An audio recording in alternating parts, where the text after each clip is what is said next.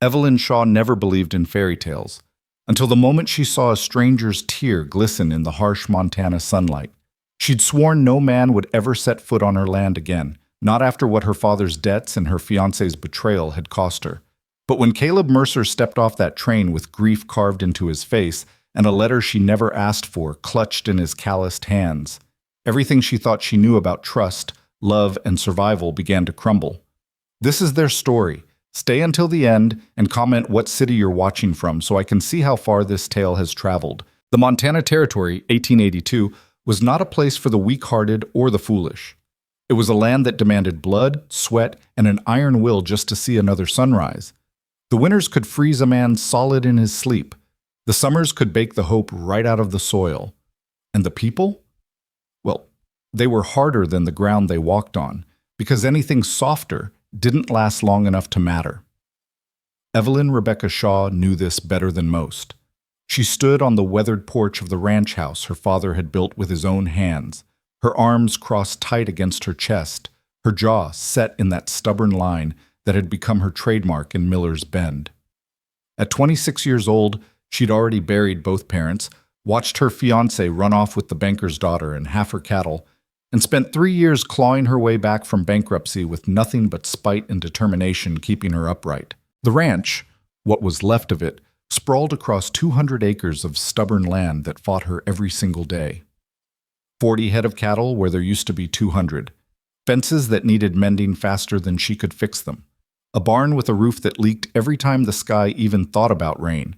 And a mortgage payment coming due in 6 weeks that she had no earthly idea how to pay. But she'd be damned if she'd lose this place. The wind whipped her dark blonde hair across her face as she stared toward the distant train station, barely visible as a dark smudge against the afternoon horizon. Somewhere in her chest, beneath the anger and the exhaustion, something twisted with an emotion she refused to name. Dread, maybe. Or rage. Her younger sister Clara had done the unthinkable. 3 months ago, during one of her visits from Denver, Clara had sat at this very kitchen table, her pretty face full of concern that Evelyn neither wanted nor needed.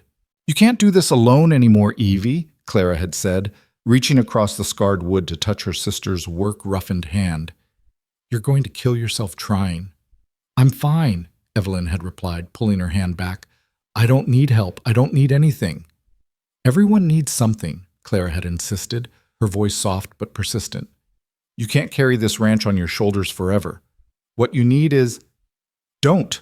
Evelyn's voice had gone cold as a January creek. "Don't you dare say what I think you're going to say." But Clara, sweet and naive and thoroughly convinced she knew what was best for everyone, had said it anyway. "You need a husband, Evie, a partner, someone strong enough to share the load." Evelyn had laughed then, a bitter sound that held no humor whatsoever. "A husband? Like Thomas? Like the man who promised to stand beside me and then ran off the second things got hard? That kind of husband? Not all men are Thomas." "No," Evelyn had agreed, standing from the table. "Some are worse. Some are like Father, who worked himself into an early grave for this land and left Mama and me to pick up the pieces. Some are like Judge Harrington, who tried to force me to sell at auction. Some are like Walter Briggs, who circles this place like a vulture waiting for me to fail." She'd fixed her sister with a hard stare. "Tell me, Clara, which kind of husband should I get? Because from where I'm standing, they all take more than they give." Clara had left the next morning, defeated but not deterred, and Evelyn had thought that was the end of it. She'd been wrong. The letter had arrived 4 weeks ago, delivered by the stuttering young man who ran the post office in town. Evelyn had recognized Clara's handwriting immediately, and for a moment she'd considered throwing it in the stove unopened. She wished now that she had. "Dearest Evie, please don't be angry. I know you told me not to interfere, but I couldn't stand by and watch you destroy yourself for that ranch. You deserve happiness. You deserve help. You deserve a chance at love. I placed an advertisement in the Denver Post seeking a hardworking, honest man for marriage. I received 17 replies. I chose the best one, a man named Caleb Mercer. He's 31 years old, a carpenter and rancher from Wyoming. He lost his family 2 years ago and has been working odd jobs ever since. He sounds kind, Evie, and decent, and lonely, just like you. He'll arrive on the afternoon train on September 15th. I've already sent him your address and a photograph. All you have to do is meet him. Just meet him. If you don't like him, send him away. But please give yourself a chance. I love you more than you know. Your sister, Clara P.S. I used the money grandmother left me to pay for his train ticket. It's already done. He's already coming. Evelyn had stood in her kitchen, that letter trembling in her hands, and screamed. Not words, just raw fury and frustration that echoed through the empty house and sent the barn cats scattering. How dare Clara? How dare she meddle in affairs that weren't hers to touch?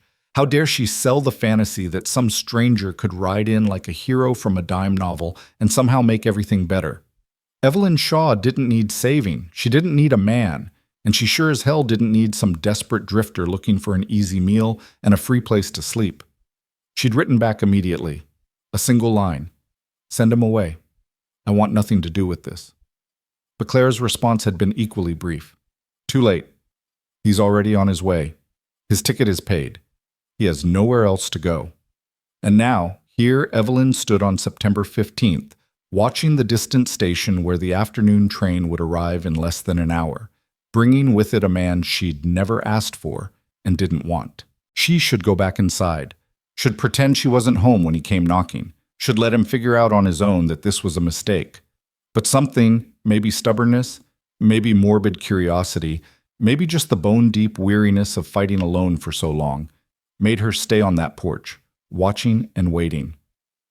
You're being a fool, she muttered to herself. A damn fool. Behind her, the screen door creaked open, and Mrs. Kowalski emerged, wiping her hands on her apron. The older Polish woman had been helping Evelyn with the house twice a week since Evelyn's mother died, more out of pity than need for the meager wages Evelyn could offer. Train will be here soon, Mrs. Kowalski said in her thick accent. Her round face creased with an expression that might have been sympathy or amusement. Hard to tell with her. I know, Evelyn replied flatly. You will meet him? I'll tell him to get back on the train and go home. Your sister, she means well. Evelyn turned to face the older woman. My sister means well when she bakes cookies and sends birthday cards. This is interference. Mrs. Kowalski shrugged her broad shoulders. Maybe. Or maybe his answer to prayer you too stubborn to say. I haven't prayed in 3 years, Evelyn said. Not since God took my parents and let Thomas make a fool of me. God listens even when we too angry to talk, Mrs. Kowalski replied. Then she glanced toward the horizon where a thin trail of smoke was beginning to rise. The train, approaching from the east. Is coming now. You should go. Evelyn felt her stomach clench. I should let him walk all the way out here and find an empty house. You could, the older woman agreed, but you won't. You too much like your papa, too much pride to be cruel even when you want to be. She patted Evelyn's shoulder with one work-worn hand. Go meet him, say your piece, send him away if you must, but look him in the eye first. Give him that much. Before Evelyn could argue, Mrs. Kowalski had retreated back inside, the screen door banging shut behind her. Evelyn stood alone on her porch, the wind pulling at her simple cotton dress, her hands clenched into fists at her sides. She didn't want to go, didn't want to see this man her sister had picked out like a piece of merchandise, didn't want to look into the eyes of some stranger who probably saw her as nothing more than a roof and 3 meals a day. But Mrs. Kowalski was right. She had to face him, had to tell him to his face that this wasn't going to work, that he'd wasted his time, that Clara's romantic notions had led him on a fool's errand. With a curse under her breath, Evelyn stepped off the porch and walked toward the barn. Her mare, Duchess, nickered softly as Evelyn approached, her dark eyes knowing. Don't start, Evelyn muttered, pulling the saddle from its stand. I'm going to town, that's all. I'll be back in an hour, Duchess snorted, as if she didn't believe a word of it. 20 minutes later, Evelyn was riding down the dusty main street of Miller's Bend, Montana, population 427, and most of them more interested in gossip than their own business. She could feel eyes on her from every window and doorway. The Shaw girl, they were probably whispering, going to meet her mail-order man. Wonder how long before this one runs off too. Let them whisper, let them talk. She'd stopped caring what this town thought of her a long time ago. The train station sat at the far end of town, a simple wooden structure with a single platform and a ticket window that was only manned when a train was due. As Evelyn approached, she could see a small crowd gathered, the usual collection of curious townspeople, merchants waiting for shipments, and a few travelers with luggage stacked beside them. She dismounted, tying Duchess to the hitching post, and forced herself to walk toward the platform. Her heart was pounding far harder than it should have been. This was nothing. A stranger. A conversation. A polite but firm dismissal. And then she could go home and write Clara a scathing letter about boundaries and respect. The train whistle cut through the afternoon air, sharp and final. Evelyn watched as the locomotive rounded the far bend, smoke billowing from its stack, the rhythmic chug of its approach growing louder with each second. Around her, the crowd shifted and murmured with anticipation. Mrs. Grayson from the general store caught Evelyn's eye and offered a knowing smile that made Evelyn want to turn around and ride home immediately. Sheriff Dalton tipped his hat in greeting, his mustache twitching with barely suppressed amusement. They all knew. Of course they all knew. Clara had probably announced it to half of Denver, and news traveled fast on the frontier. The train pulled into the station with a hiss of steam and a screech of brakes, the massive iron beast coming to rest with a final shuddering exhale. Doors opened. Passengers began to disembark. A family with 3 small children, an elderly man with a cane, a well-dressed woman who immediately looked around with an expression of faint disdain. And then, stepping down from the third car, moving slowly as if his body ached, came a man. He was tall, over 6 feet easily, with broad shoulders and a lean, rangy build that spoke of hard physical labor. His clothes were simple and worn but clean, dark trousers, a faded work shirt, a brown vest, and a hat that had seen better days. He carried a single battered carpet bag in one hand and had a bedroll strapped across his back. But it was his face that made Evelyn's breath catch unexpectedly in her throat. He wasn't handsome in the conventional sense. His features were too rough for that, too weathered by sun and wind and whatever hardships he'd endured. His jaw was strong and covered with several days' worth of dark stubble. His hair, brown and slightly too long, curled at his collar. His nose looked like it had been broken at least once. But his eyes? Even from a distance, even through the crowd of people, Evelyn could see his eyes. They were a pale, striking blue, the color of winter ice, and they held a depth of sorrow that was almost physical in its intensity. He stood on the platform for a long moment, that single bag in his hand, looking around as if trying to orient himself. His gaze swept across the crowd, searching, and then it landed on her. Evelyn didn't know how he knew. Maybe Clara had sent him her photograph too, though Evelyn couldn't imagine what picture her sister would have used. All the photographs Evelyn had were years old, from before her parents died, when she still smiled sometimes. But somehow, he knew. Their eyes met across the platform, and something passed between them. Not recognition exactly, but acknowledgement. An understanding that they were here for the same impossible reason. He started walking toward her, his steps slow and measured, and Evelyn found herself rooted to the spot, unable to move, unable to look away. As he drew closer, she noticed other details.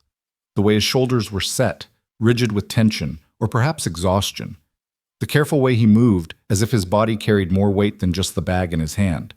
The fine lines around his eyes that spoke of sleepless nights and grief that went bone deep. He stopped 3 feet away from her, and for a long moment they simply stared at each other. Up close, she could see that his eyes were even more striking than she'd thought. Pale blue shot through with gray, framed by dark lashes. Eyes that had seen too much. Eyes that understood loss in a way that made her own carefully constructed walls feel suddenly, frighteningly inadequate. "Evelyn Shaw?" he asked, and his voice was low and rough, like gravel underfoot. "Yes," she said, and hated that her own voice came out barely above a whisper. He set his bag down carefully and removed his hat, holding it in both hands. The gesture was old-fashioned, respectful, and it made something in her chest twist uncomfortably. "I'm Caleb Mercer," he said. "I expect your sister told you I was coming." "She did," Evelyn replied, finding her voice and her anger at the same time. She had no right to do what she did, no right to speak for me or make promises I never agreed to. He nodded slowly, as if he'd expected this. I understand. Do you? Evelyn felt her temper flare, hot and defensive. Do you understand what it's like to have your life arranged without your consent? To be treated like a problem that needs solving by someone else's hand? Yes, he said simply. I do. The quiet certainty in his voice took some of the wind out of her sails. She faltered, her carefully prepared speech of dismissal suddenly feeling hollow. I didn't ask for this, she said, softer now. I don't need a husband. I don't need help. And I certainly don't need some stranger showing up because my sister thought she knew what was best for me. I know, Caleb said. Your sister, she wrote me several letters. She told me you were strong, independent, that you'd probably send me away the moment I arrived. His mouth quirked in something that wasn't quite a smile. She was right. Then why did you come? Evelyn demanded. If you knew I didn't want you here, why waste your time? For the first time, something flickered in those pale eyes. Pain, sharp and undeniable. His grip on his hat tightened, his knuckles going white. Because, he said quietly, I had nowhere else to go. The words hung in the air between them, raw and honest and utterly devastating in their simplicity. Evelyn opened her mouth to respond, to say something cutting or dismissive, to maintain the walls she'd spent years building. And then she saw it. A single tear sliding down his weathered cheek. He didn't sob, didn't make a sound. His face remained composed, that careful mask of control still in place. But that one tear traced a path through the dust on his skin, catching the afternoon light, and it spoke volumes about whatever ghosts he carried. He didn't wipe it away, didn't seem to even notice it was there. He just stood there, holding his hat, looking at her with those devastating eyes, and waited for her to destroy whatever small hope he'd been foolish enough to carry with him. Evelyn felt something inside her crack. She didn't want it to. Didn't want to feel sympathy or curiosity or anything at all for this stranger who'd been thrust into her life by her sister's meddling. She wanted to stay angry, stay cold, stay safe behind her walls. But that tear, that single, silent tear undid something fundamental in her carefully constructed armor. God damn it, she whispered, so quietly that only he could hear. Caleb's expression didn't change, but she saw understanding flash in his eyes. He knew. He knew that she couldn't send him away now, not after seeing that grief laid bare. Evelyn stopped, swallowed hard, tried again. I can't promise you anything. I'm not asking you to, he replied. I don't believe in love. I don't believe in marriage. I don't believe in fairy tales or happy endings or any of that nonsense my sister filled your head with. Neither do I, he said, and the sadness in his voice made it clear he was telling the truth. All I can offer is a place to sleep and 3 meals a day, Evelyn continued, her voice harder now, trying to reestablish some kind of boundary. In exchange, you work. You earn your keep, nothing more. That's all I'm asking for, Caleb said. And when I say you're not needed anymore, you leave. No arguments, no pleading. You just go. Agreed. Evelyn studied him for a long moment, searching for any sign of deception, any hint that he was playing some angle. But all she saw was exhaustion and grief and a desperate need for somewhere, anywhere, to rest. Against every instinct screaming at her to walk away, she nodded sharply. Fine. You can stay. For now. The relief that flooded his face was so profound it was almost painful to witness. Thank you, he said, his voice rough. You won't regret it. I already do, Evelyn muttered, but there was no real heat in it. She turned toward where Duchess waited, then paused and glanced back at him. Can you ride? Yes. Good. My ranch is 4 miles west. We'll need to share the horse. The words felt strange in her mouth, intimate in a way that made her uncomfortable. Unless you'd rather walk. I'll walk, Caleb said immediately, reaching for his bag. Don't be ridiculous, Evelyn snapped. It's 4 miles of rough country, and you look like you haven't slept in a week. We'll share the damn horse. For the first time, the ghost of a real smile touched his lips. Yes, ma'am. And don't call me ma'am, she said, stalking toward Duchess. I'm not some delicate lady. My name is Evelyn, or Miss Shaw, if you insist on being formal. Evelyn, he repeated, testing the name, then softer. Thank you, Evelyn. She didn't respond, just mounted Duchess in one smooth motion and held her hand out to help him up behind her. His hand was large and warm and calloused when it closed around hers, and he pulled himself up with an ease that suggested he'd done this many times before. The moment he settled behind her, his presence solid and warm at her back, Evelyn felt her breath catch. It had been years since she'd been this close to a man, years since she'd felt another person's body against hers, even in this innocent way.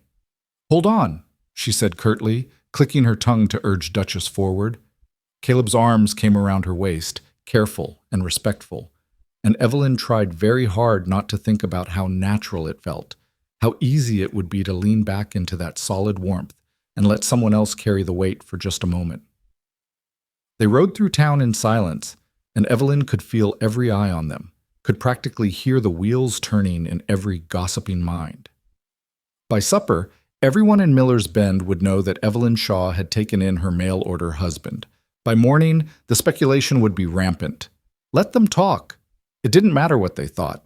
As they left the town behind and headed into open country, the tension in Evelyn's shoulders gradually began to ease. Out here, with nothing but grassland and sky stretching in every direction, she could breathe again. "It's beautiful," Caleb said quietly, his voice close to her ear. "It's hard," Evelyn countered. "Beautiful things usually are." True enough. They rode in silence for a while, the rhythm of Duchess's hooves and the whisper of wind through grass the only sounds. Despite her best efforts to stay detached, Evelyn found herself hyper-aware of the man behind her. The steady rise and fall of his breathing, the careful way he held her, the warmth radiating from his body in the cool afternoon air. "Your sister told me you've been running the ranch alone for 3 years," Caleb said eventually. "She told you a lot, apparently." "She cares about you." "She interferes," Evelyn corrected. "There's a difference." "Maybe," he allowed. "But interference born from love is better than indifference." Evelyn had no response to that, so she said nothing. After another long silence, Caleb spoke again, his voice careful. "I should tell you about my family, about what happened. You have a right to know who you've invited onto your land." "You don't owe me your story," Evelyn said, though part of her desperately wanted to know, wanted to understand what had put that tear on his face. "I know," he replied, "but I'll tell you anyway. Not today. I can't today, but soon. You deserve the truth." Something in his tone made Evelyn's throat tighten. "Caleb, I had a wife," he said, and his arms tightened almost imperceptibly around her waist. "And a daughter, Sarah and Emma. They died 2 years ago in a house fire. I was in town, picking up supplies. By the time I got home—" He stopped, his breath shuddering. "There was nothing left. Nothing I could save." Evelyn felt tears sting her eyes, unexpected and unwelcome. "I'm sorry," she whispered, and was surprised to find she meant it. "So am I," Caleb said. "Every day. I'm sorry." They didn't speak again for the rest of the ride. When the ranch finally came into view, Evelyn felt the familiar mix of pride and despair that always accompanied her first sight of it. The house her father had built, once proud and well-maintained, now looked tired and weathered. The barn leaned slightly to the left. The fences sagged. The fields that should have been full of cattle held only scattered, thin herds. It was a dying place, and she was killing herself trying to keep it alive. "It's more than I expected," Caleb said, and there was no pity in his voice, only assessment. "It's less than it should be," Evelyn replied bitterly. "It's a good foundation," he said. "Strong bones. That's what matters." She dismounted and helped him down, then led Duchess toward the barn. Caleb followed, his bag in hand, looking around with those observant pale eyes. Mrs. Kowalski emerged from the house, wiping her hands on her apron, her round face split in a wide smile. "So, he came." "He came," Evelyn confirmed flatly. "I am Mrs. Kowalski," the older woman said, approaching Caleb with her hand extended. "I help Miss Evelyn with house. You are the husband?" "I'm Caleb Mercer," he replied, shaking her hand, "and I'm here to help, that's all." Mrs. Kowalski's eyes, sharp despite her age, flicked between Evelyn and Caleb, reading the tension between them. "Is good enough for now," she said with a knowing nod. You look hungry, Mr. Mercer. I make stew. You come eat. Thank you, ma'am, Caleb said, but I should tend to my things first. Find out where I'll be sleeping. All eyes turned to Evelyn, and she felt her face heat slightly. She hadn't thought about this part. Where would he sleep? There's a room off the barn, she said finally. It's got a bed and a stove. Used to be where my father slept when the animals needed watching. It's yours. Something flickered in Caleb's eyes. Relief, maybe, or gratitude that she wasn't expecting him to share her house, her space, her bed. That'll do fine, he said. Thank you. I'll show you, Evelyn said, leading him toward the barn. The room was small and spare, just a narrow bed, a potbelly stove, a chair, and a trunk for belongings. Dust covered everything, and the air smelled musty from disuse. But it had 4 walls and a roof, and that was more than many drifters could claim. Caleb set his bag down carefully and looked around. It's perfect, he said simply. It's a shed, Evelyn countered. It's shelter, he corrected, and privacy. That's more than I've had in 2 years. She wanted to ask where he'd been sleeping, what kind of life he'd been living, but the words wouldn't come. Instead, she said, There's a pump outside for water. Meals are at sunrise, noon, and sunset. Miss one and you go hungry until the next. Work starts at dawn. Understood. And Caleb? She paused in the doorway, not quite looking at him. Don't make me regret this. I won't, he said quietly. I promise. Evelyn left before she could say anything else, before the emotion churning in her chest could escape and betray her. As she walked back toward the house, she heard the sound of wood scraping on wood. Caleb, opening the window of his new room to let in fresh air. Through the dusty glass, she could see his silhouette, and for just a moment she let herself wonder what she'd done, inviting this grieving stranger into her life. That night, after a tense supper where Mrs. Kowalski had done all the talking and Evelyn and Caleb had sat in careful silence, Evelyn lay in her bed and stared at the ceiling. In the barn, in that small room off to the side, a man she'd met only hours ago was sleeping under her roof, on her land. A man who'd lost everything. A man who'd shed a single, silent tear on a train platform and changed everything. She should send him away in the morning. Should tell him this was a mistake. But even as she thought it, she knew she wouldn't. Because that tear had done something her sister's letters and Mrs. Kowalski's urging and her own loneliness never could.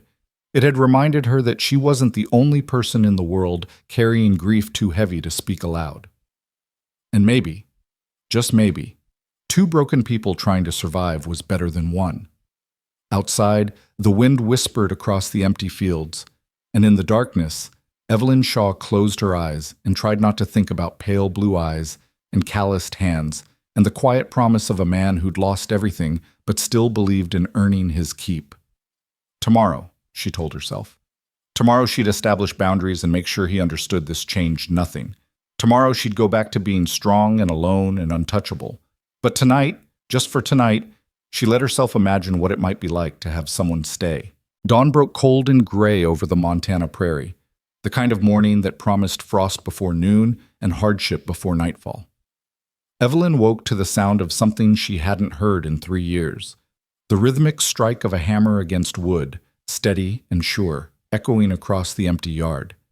She sat up in bed, disoriented for a moment, her heart pounding with the instinctive alarm of someone who'd learned to sleep light and wake ready for trouble.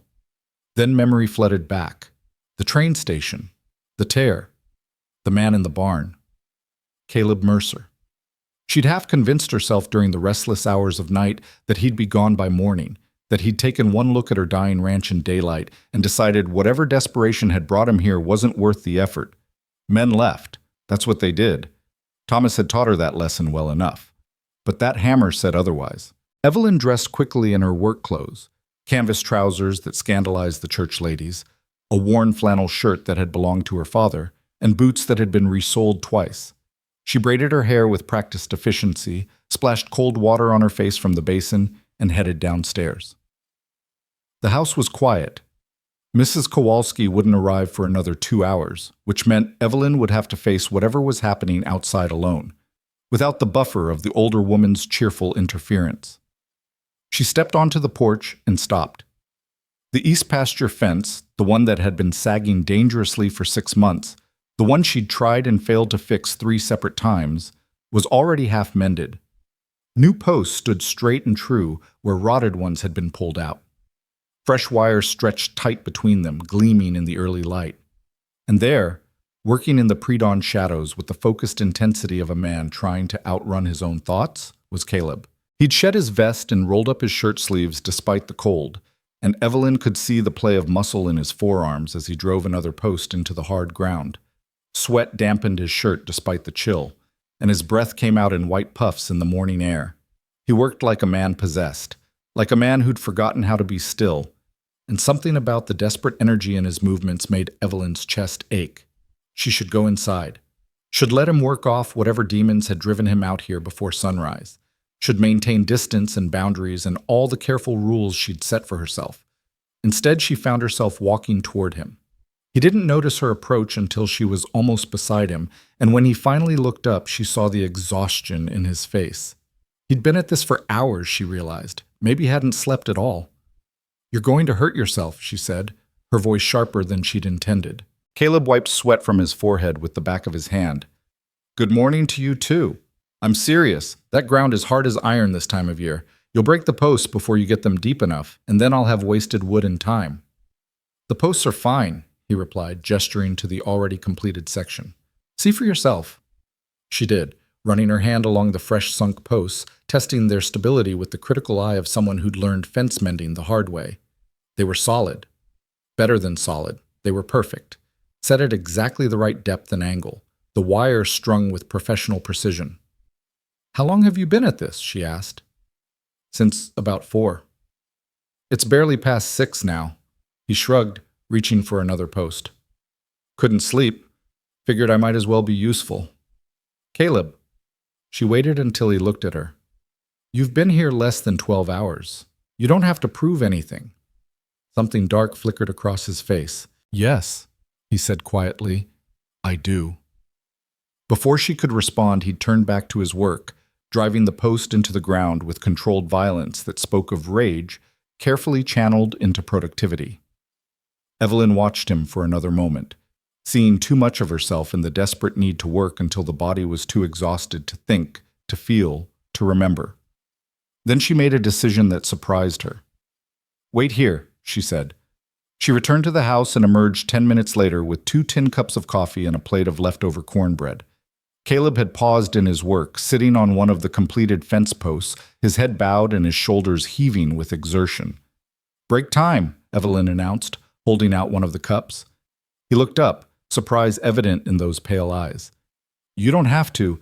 I know I don't have to. But if you collapse from exhaustion and I have to drag your unconscious body back to the barn, I'll be extremely annoyed. So drink the coffee and eat something before you kill yourself trying to impress me." The corner of his mouth twitched in what might have been the beginning of a smile. He took the cup carefully, their fingers brushing in the exchange, and Evelyn felt that same shock of awareness she'd experienced on the train platform, the recognition that this man was real and solid, and here. They sat on opposite ends of the fence line, drinking their coffee in silence as the sun finally crested the horizon, painting the prairie in shades of gold and amber. In the distance, Evelyn could see her small herd grazing, could hear the faint lowing of cattle settling into their morning routines. "This is good land," Caleb said eventually, his voice thoughtful. "Hard, but good. The kind that rewards honest work." "Or punishes it," Evelyn replied. "Depending on the year." "Your father built all this?" "Every fence post, every board in that barn, is every stone in the house foundation. He came out here with nothing but a wagon and a dream and my mother's faith." Her voice went tight. "Worked himself into an early grave for it." "But he left you something worth fighting for," Caleb said. "That's not nothing." "It's not enough either." The words came out more bitter than she'd intended. "A legacy of debt and broken dreams. Some inheritance."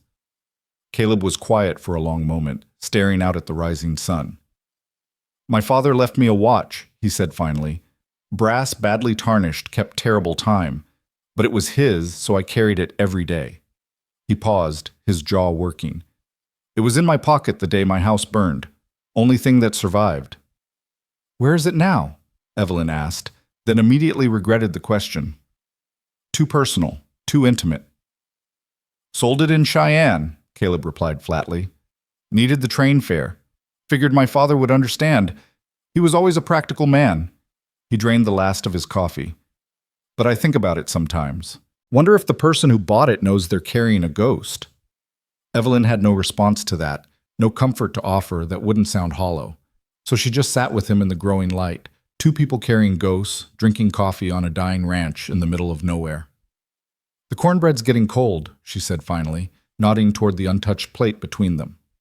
Caleb picked up a piece and bit into it, and something in his face changed, softened just slightly.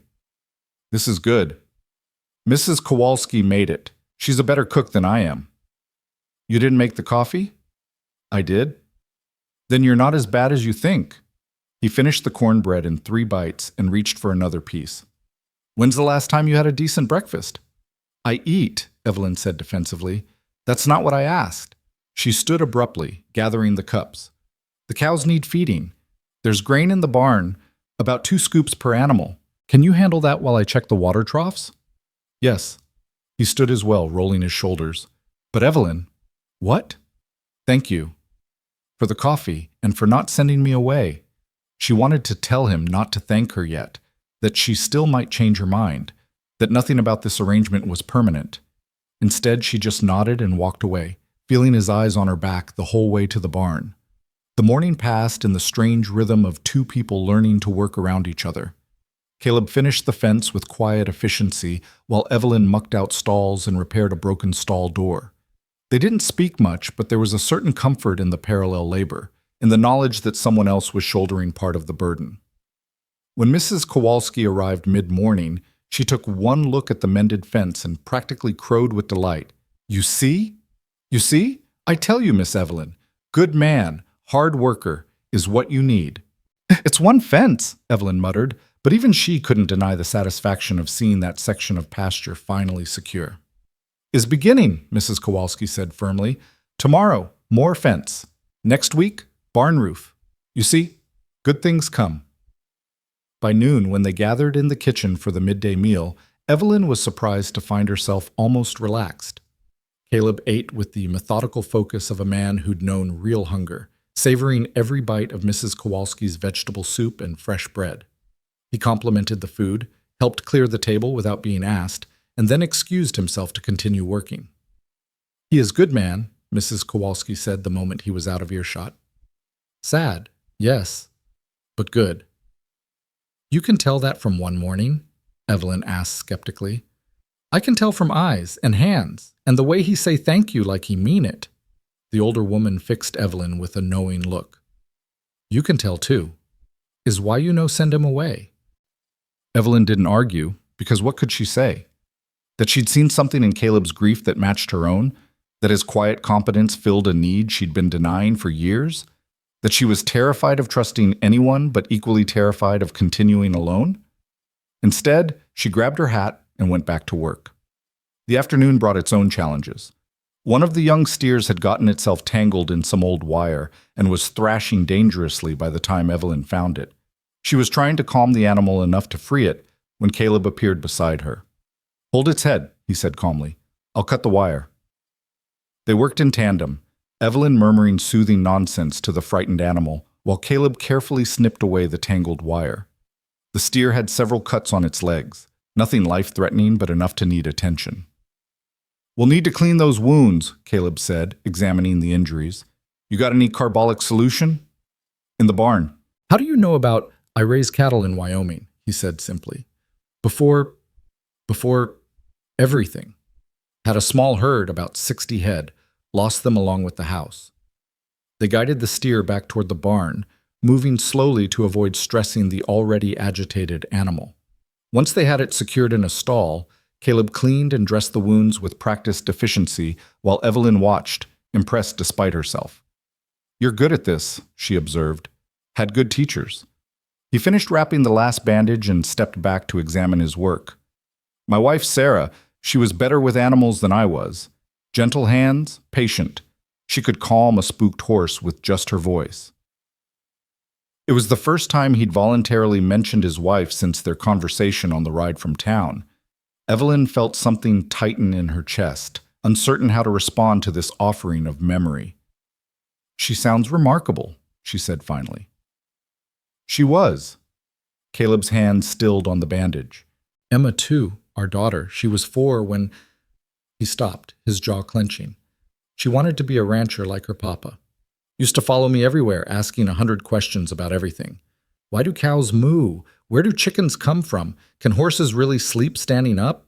His voice cracked. "I'd give anything to hear those questions again." "Caleb, I'm sorry." He straightened abruptly, not meeting her eyes.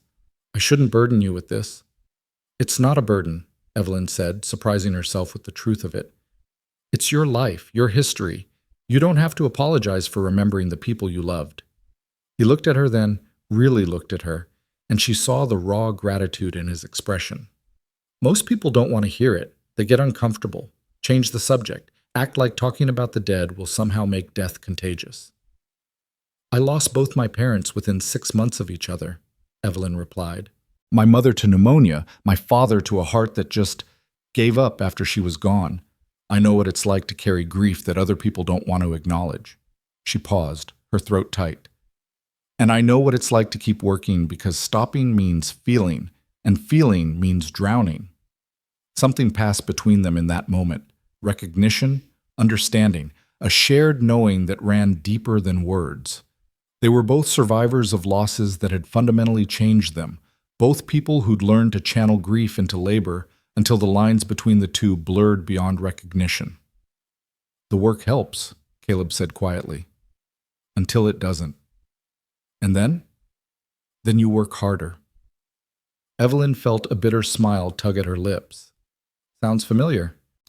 They stood there in the barn, surrounded by the smell of hay and animals and carbolic solution. Two people who understood each other in ways that had nothing to do with time or familiarity, and everything to do with the shared language of loss. "Come on," Evelyn said finally. "There's a water trough in the south pasture that's been leaking. Probably need 2 sets of hands to fix it properly." They worked side by side for the rest of the afternoon, and Evelyn found herself gradually relaxing into a rhythm she'd forgotten existed. The back and forth of 2 people solving problems together, the unspoken communication of reaching for a tool at the same moment, the satisfaction of completing a task that would have taken her twice as long alone. Caleb didn't talk much while he worked, but his presence was solid and reassuring in a way she hadn't expected. He anticipated needs before she voiced them, moving with the kind of situational awareness that came from years of hard labor. When she struggled with a rusted bolt, he was there with a wrench. When he needed more sealant, she had it ready before he asked. It should have felt intrusive, having someone in her space, disrupting the solitary patterns she'd established. Instead, it felt almost natural. "You're thinking too hard," Caleb observed, startling her out of her thoughts. "What?" "You've been staring at that trough for 5 minutes without moving. Either you're thinking too hard, or you've discovered the secret to fixing things with your mind." Despite herself, Evelyn felt the corner of her mouth twitch. "I'm thinking that this shouldn't be easy." "What shouldn't?" "This, you being here, us working together. It should feel wrong, or forced, or uncomfortable, but it doesn't, and that's—" She trailed off, unsure how to finish. "Scary?" Caleb suggested. "Yes." She looked at him directly. "I don't know what to do with that." He was quiet for a moment, his pale eyes thoughtful. "You don't have to do anything with it. Sometimes things just are what they are. Fighting that takes more energy than accepting it." "I'm good at fighting," Evelyn said. "I can tell." There was no judgment in his voice, just observation. "But maybe you don't have to fight everything. Maybe some things are worth letting happen." Before she could respond to that, the sound of hoofbeats interrupted them. They both turned to see a rider approaching fast, kicking up dust as he galloped toward the ranch. Evelyn's stomach clenched with recognition. She knew that horse, knew that rider, and knew exactly what his arrival meant. Walter Briggs. Her neighbor, if you could call someone whose property bordered hers 3 miles to the east a neighbor. A man who'd been circling her ranch like a vulture for the past year, making increasingly aggressive offers to buy her land, hinting none too subtly that a woman alone couldn't possibly manage, and wouldn't it be better for everyone if she just sold out and moved to town where she belonged? Friend of yours? Caleb asked, reading the tension in her posture. Opposite of that. She straightened, her jaw setting in that stubborn line Caleb was beginning to recognize. Stay here. Let me handle this. But Caleb fell into step beside her as she walked toward the house. I'll stay close, just in case. I know you don't need protection, he interrupted gently. But I'm staying anyway. Walter Briggs reined in his horse in front of the house with more flourish than necessary. He was a big man, both tall and broad, with the kind of presence that took up more space than his physical body required. His clothes were expensive, tailored trousers, a fine wool coat, a hat that cost more than Evelyn spent on supplies in a month. Money oozed from every pore, new money that hadn't yet learned subtlety. His eyes swept over Evelyn with the kind of proprietary assessment that made her skin crawl, then landed on Caleb with obvious suspicion. Miss Shaw, Briggs said, his voice booming with false friendliness. Heard you had a visitor arrive yesterday. Thought I'd come by and see if the rumors were true.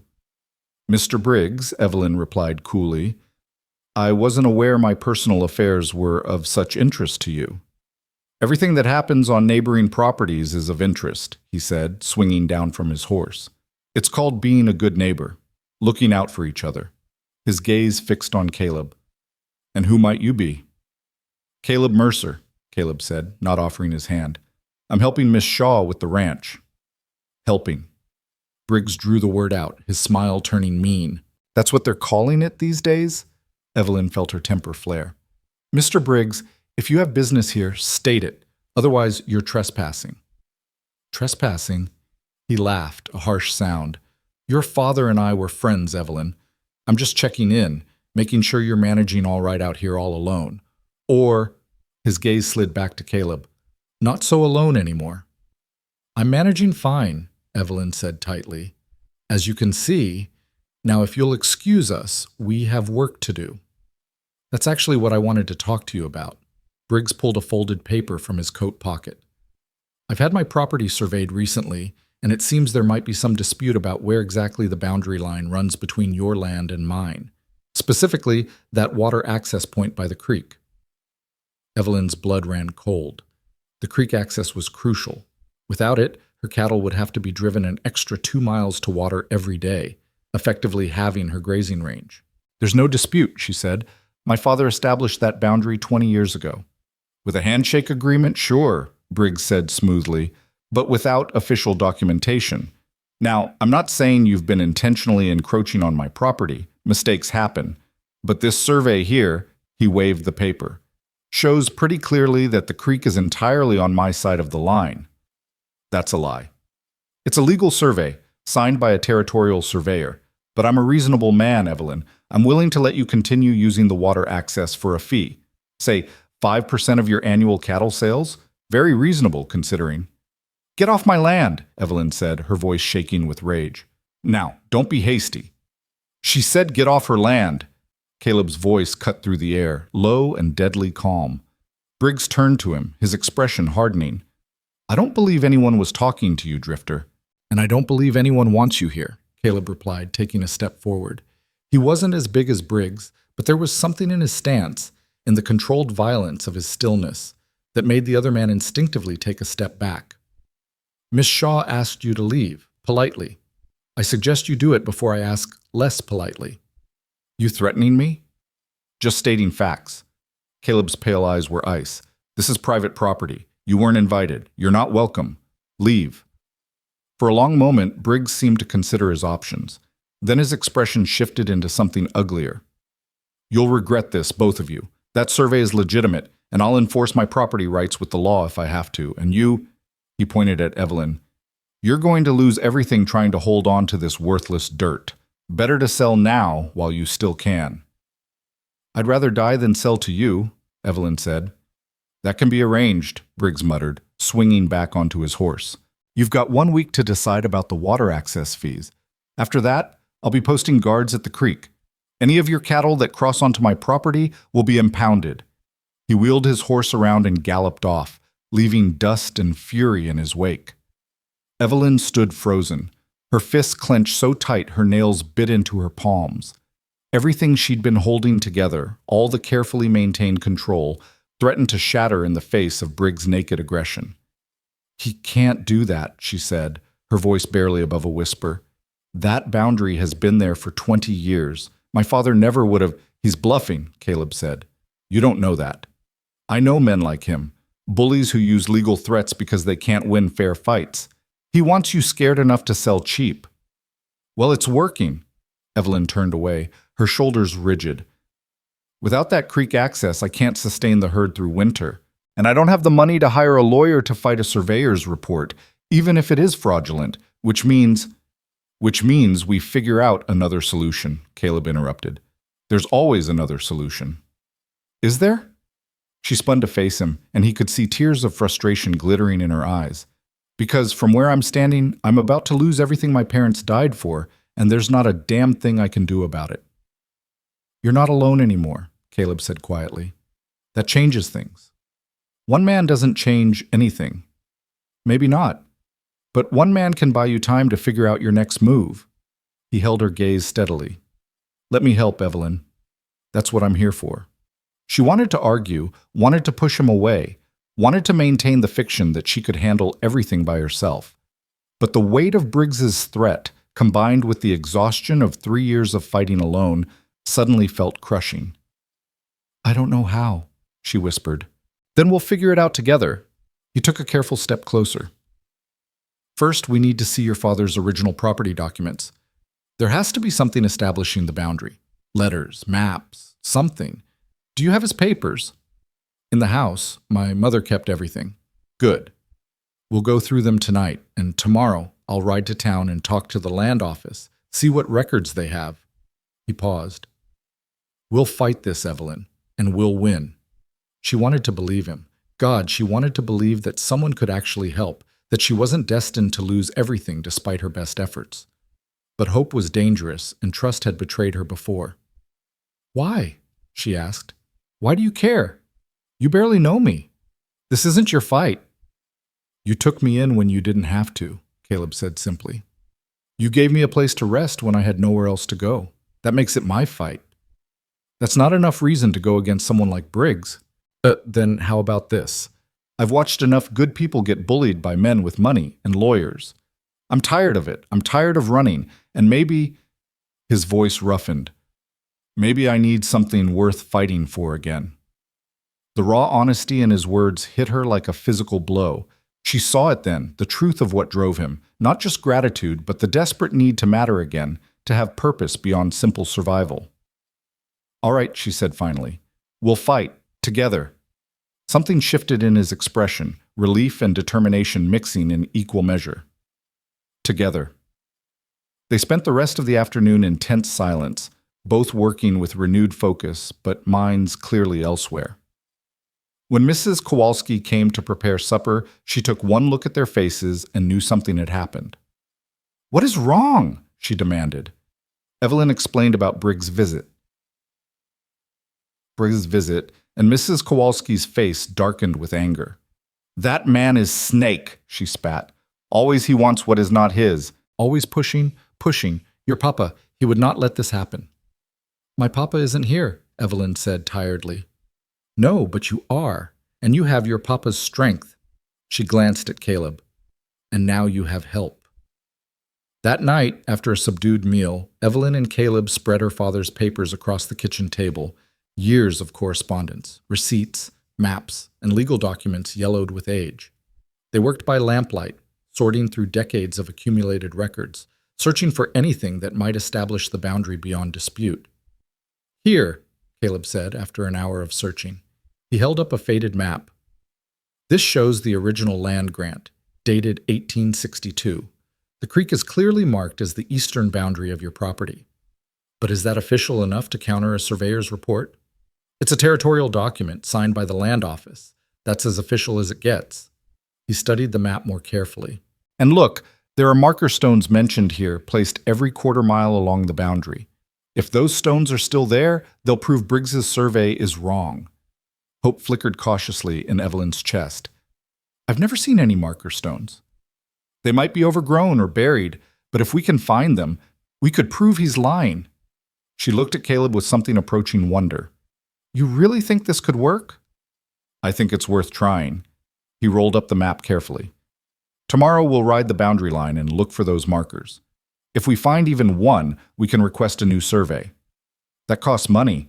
How much? More than I have. Caleb was quiet for a moment, his jaw working. Then he said, I have a little saved, about $40. It's yours if you need it. Evelyn stared at him, stunned. Caleb, that's probably everything you have in the world. It's money. I can earn more. You can't earn more land. I can't take. You're not taking. I'm offering. His pale eyes were steady. Let me do this, Evelyn. Let me help. She wanted to refuse, wanted to maintain her independence, her pride. But pride wouldn't save the ranch, and she'd already lost too much to lose this too.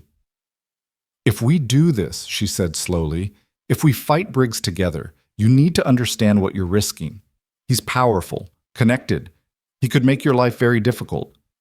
My life is already difficult, Caleb replied. At least this way, it means something. They sat at that table late into the night, planning their next moves, and Evelyn felt something she hadn't felt in years. Not quite hope, not yet, but something close to it. The possibility that she might not have to fight alone anymore.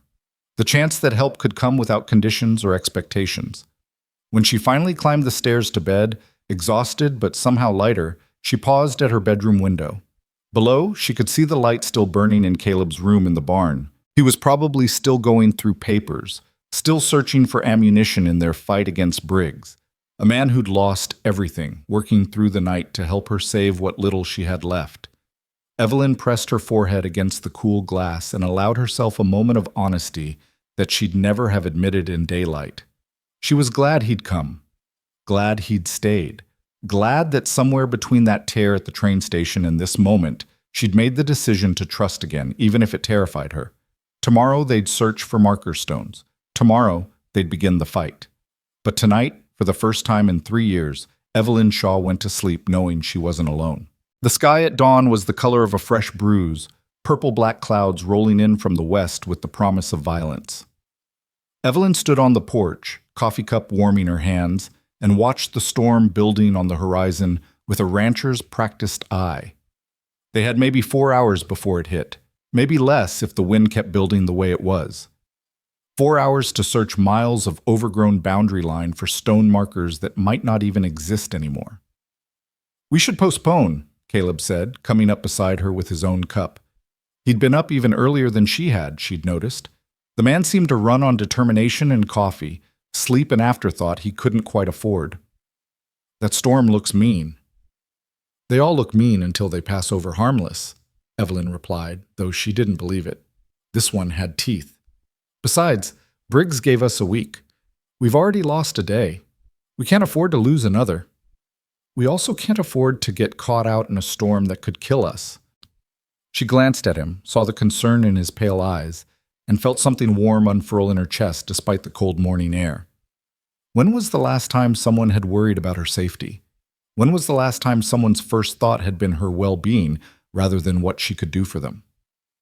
We'll be careful, she said. Stay close to shelter. Turn back at the first sign it's getting too dangerous. Caleb studied the approaching weather for another long moment, then nodded. All right, but we do this smart. No heroics. I don't do heroics, Evelyn said. I do survival. There's a difference. They saddled the horses quickly, Duchess for Evelyn and one of the 2 remaining geldings for Caleb. The wind was already picking up, carrying with it the metallic smell of coming rain and something else, something electric that made the horses nervous, and the hair on Evelyn's arms stand up. Kowalski arrived just as they were mounting up, and her round face creased with worry when she saw them. You go out in this? You are crazy people. We're looking for the boundary markers, Evelyn explained, the ones marked on my father's map. If you can find them tomorrow, after storm passes, Mrs. Kowalski interrupted. Why you must go now? Because Briggs isn't waiting, Caleb said quietly, and neither can we. The older woman crossed herself and muttered something in Polish that probably wasn't a blessing. Then I pray for you, and I make hot soup for when you come back cold and wet and stupid." Despite the tension coiling in her gut, Evelyn smiled. "We'll be back before you know it." "Make sure you are back," Mrs. Kowalski said fiercely. "Both of you, I am too old to dig graves." They rode east toward the disputed boundary, following the old fence line that marked where Shaw land had ended for as long as Evelyn could remember. The map Caleb carried showed the first marker stone should be about a mile out, near a distinctive grouping of cottonwood trees that her father had noted as a landmark. The cottonwoods were still there, massive and gnarled, their leaves already beginning to turn with the season. But finding anything beneath their spread proved more difficult than either of them had anticipated. 2 decades of accumulated leaf litter, erosion, and new growth had transformed the landscape. What might have been clearly visible in 1862 was now hidden beneath nature's relentless reclamation. "It should be right about here," Caleb said, dismounting and studying the map again. 10 paces northeast of the largest tree, set in a small clearing. There was no clearing anymore, just thick undergrowth and tangled brush. They tied the horses and began searching on foot, pushing through brambles that caught at their clothes and scratched exposed skin. The wind was stronger now, making the cottonwood branches creak and groan overhead, and the first drops of rain began to fall, fat and cold. "Evelyn, look!" Caleb was crouched in the undergrowth, brushing away dirt and dead leaves. "I think I found something." She scrambled over to him, her heart hammering. There, half buried and covered in moss, was a rectangular stone about the size of a man's head. Carved into its weathered surface, barely visible, were markings. The year 1862, and what looked like coordinates. "That's it," Evelyn breathed. "That's the marker." "One down," Caleb said, pulling out a small notebook and carefully recording the location. "Map shows there should be 3 more along this section of boundary. If we can find at least one more—" Thunder cracked overhead, close enough to make them both flinch. The horses whinnied nervously, pulling at their tethers. The rain was coming harder now, no longer isolated drops, but a steady, insistent patter that promised to become a deluge. "We should head back," Caleb said, standing and offering Evelyn his hand to help her up. She took it, letting him pull her to her feet, and for a moment they stood close together, his hand still holding hers, rain beginning to soak through their clothes. Something passed between them in that instant, something electric that had nothing to do with the storm and everything to do with the way he was looking at her. Like she was someone worth protecting, worth fighting for, worth standing beside in the rain. "One more," Evelyn said, not pulling her hand away. "The map shows another marker only half a mile south. We can make it there and back before the storm really hits." "Evelyn, please," she squeezed his hand. "I need to be sure. I need to know we have enough evidence to fight him." She saw the moment he gave in, saw the concern in his eyes yield to understanding. He knew what it was like to need certainty, to need proof that fighting wasn't futile. He'd lost everything once before without being able to stop it. He wouldn't let her lose everything without at least trying. 30 minutes, he said. "We find it or we don't, but in 30 minutes we head back regardless. Agreed?" "Agreed."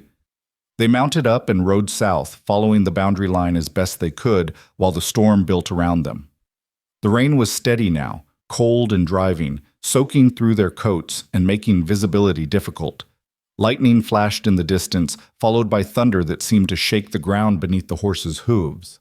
The second marker stone was supposed to be near a creek crossing where the boundary line intersected with a small tributary that fed into the main creek. They found the tributary easily enough. It was already swollen with runoff, rushing past with more force than its shallow bed usually carried. "There!" Evelyn shouted over the wind, pointing to the far bank. "I see something that might be it." The crossing was shallow, usually nothing more than a trickle over smooth stones. But with the rain, it had become treacherous, the water muddy and fast-moving. Caleb dismounted and tested the depth with a long stick, his face grim. "It's passable," he said, "but barely. Let me go first. If I make it across, you follow." "We'll both go," Evelyn said, sliding off Duchess. "Leading the horses, safer that way." "Evelyn, we don't have time to argue. Come on." She started across before he could protest further, Duchess following reluctantly behind her. The water was deeper than it looked, coming up past Evelyn's knees, shockingly cold and strong enough to require concentration to keep her footing. Behind her, she heard Caleb curse as he entered the water, heard the gelding snort nervously. They were halfway across when the lightning hit. It struck one of the cottonwoods on the far bank. The crack of impact so loud it felt like the world splitting open. The tree exploded in a shower of sparks and burning wood, and both horses screamed in terror. Duchess reared, yanking the reins from Evelyn's hands, her hooves flailing dangerously close to Evelyn's head. "Get down!" Caleb's voice cut through the chaos, and suddenly his arm was around her waist, pulling her down and away from the panicking horse. They went under together, the cold water closing over their heads for a terrifying moment before they surfaced, gasping. Duchess had bolted back toward the near bank, wild-eyed and terrified. The gelding was doing the same, dragging Caleb's grip from the reins as it thrashed its way back across the creek. "Are you hurt?" Caleb demanded, his hands on Evelyn's shoulders, his face inches from hers as rain poured down around them. "I'm fine," she managed, though her heart was hammering so hard she could barely breathe. "The horses are fine, scared but fine. They'll head back toward the barn." He was still holding her, she realized, supporting most of her weight in the rushing water. "Can you stand?" She tried, and her left ankle immediately sent a spike of pain up her leg. She must have twisted it when they fell, though she hadn't noticed in the moment. "I think I hurt my ankle." Caleb's expression darkened with concern. "How bad?" "Not broken, just twisted." She gritted her teeth. "I can walk on it." "Not through this." He glanced around at the storm, which had gone from threatening to actively dangerous in the span of minutes. The rain was a solid wall now, visibility reduced to a few yards. Thunder crashed continuously, and lightning illuminated the darkened landscape in brief, violent flashes. "We need shelter, now." "The barn is 3 miles. Too far. You're already soaked through, and that ankle needs rest, not a 3-mile hike." He was scanning the landscape, searching for options. "There. That rock outcropping. Looks like there might be an overhang. Come on." He didn't wait for her to agree, just pulled her arm over his shoulders and began half carrying her toward the rocks. Evelyn wanted to protest, wanted to insist she could manage on her own, but the pain in her ankle and the cold seeping into her bones made arguing seem foolish. She let him take her weight, let him guide her through the storm, and tried not to think about how natural it felt to lean on someone again. The outcropping did have an overhang, a shallow cave, really, barely deep enough to be called shelter, but enough to get them out of the worst of the rain. Caleb helped her sit down on the relatively dry stone floor, then immediately began checking her ankle. "Can you move it?" he asked, his hands gentle as he carefully probed the swelling. "Yes, it hurts, but I can move it." "Good. Probably just a bad sprain then." He pulled off his coat, which was soaked through but still warmer than nothing, and draped it over her shoulders. "We'll wait here until the worst passes. An hour, maybe 2. Then we'll head back." "You'll freeze without your coat," Evelyn protested. "I'll be fine. You're the one who's injured." He sat down beside her, close enough that she could feel the warmth radiating from his body. "Besides, seems only fair. You gave me shelter when I needed it. Now I do the same for you." They sat in silence for a while, watching the storm rage beyond their small shelter. Lightning continued to flash, illuminating the landscape in stark white bursts. Thunder rolled across the prairie like artillery fire. The temperature had dropped significantly, and despite Caleb's coat, Evelyn could feel herself starting to shiver. "Come here," Caleb said quietly, and before she could question it, he'd pulled her against his side, sharing what body heat he had left. I know, you don't need help, but humor me anyway." Evelyn wanted to pull away, wanted to maintain the distance and independence she'd worked so hard to establish, but she was cold and hurt and exhausted, and his warmth was impossible to resist. So instead of protesting, she let herself lean into him, let her head rest against his shoulder, and tried not to think about how long it had been since she'd felt safe. "Tell me about them," she said after a while, her voice barely audible over the storm. "Your wife and daughter. Not how they died, how they lived." Caleb was quiet for so long she thought he might not answer. Then his arm tightened around her shoulders, and he began to speak. "Sarah was a school teacher before we married," he said. "Smart as a whip and twice as stubborn. She taught me to read, actually. I'd grown up working, never had much schooling, but she wouldn't have it. Said a man needed to know his letters. He paused, and Evelyn could hear the smile in his voice. She was relentless about it. Every evening after supper, she'd sit with me at the kitchen table with her primers and her patience, and slowly but surely, the words started making sense. She sounds wonderful, Evelyn said. She was, and Emma... His voice caught, then steadied. Emma was her mother all over again, curious about everything, afraid of nothing. She'd follow me around the ranch asking questions faster than I could answer them. Why does the sun go down, Papa? Where do the stars come from? Can we catch a cloud? Just constant questions from dawn until we finally got her into bed at night. She was 4? Evelyn asked gently. 4.5. She was very particular about that half. Caleb's chest moved with something that might have been a laugh or a sob. The day before the fire, she'd announced she was going to be 5 soon, and that meant she was practically grown up and should be allowed to help with the cattle. Sarah and I had been arguing about it at breakfast. Sarah thought she was too young. I thought she could handle leading the gentler cows to water. We were still arguing when I left for town that morning. He stopped, and Evelyn could feel the tension in his body, the way grief and guilt were wound so tightly together he couldn't separate them. It wasn't your fault, she said quietly. I know that. Logically, I know that. The fire started in the kitchen, probably from a spark from the stove. Nothing I could have prevented by being there. But logic doesn't help at 3 a.m. when I wake up and for just a moment I forget they're gone, and I think I hear Emma calling for me. Evelyn lifted her head to look at him, and in the lightning flashes she could see his face was wet with more than rain. Without thinking, without questioning, she reached up and touched his cheek, catching a tear on her fingertips the way she had at the train station, what felt like a lifetime ago. I'm sorry, she whispered. I'm so sorry you lost them. I'm sorry too, Caleb replied, his hand coming up to cover hers where it rested on his face. For your parents. For whatever bastard broke your heart enough to make you think you had to face the world alone. For every person who's ever made you feel like needing help was weakness. I don't, Evelyn started, then stopped, because what was the point of lying? He saw through her anyway. Thomas was my fiancé.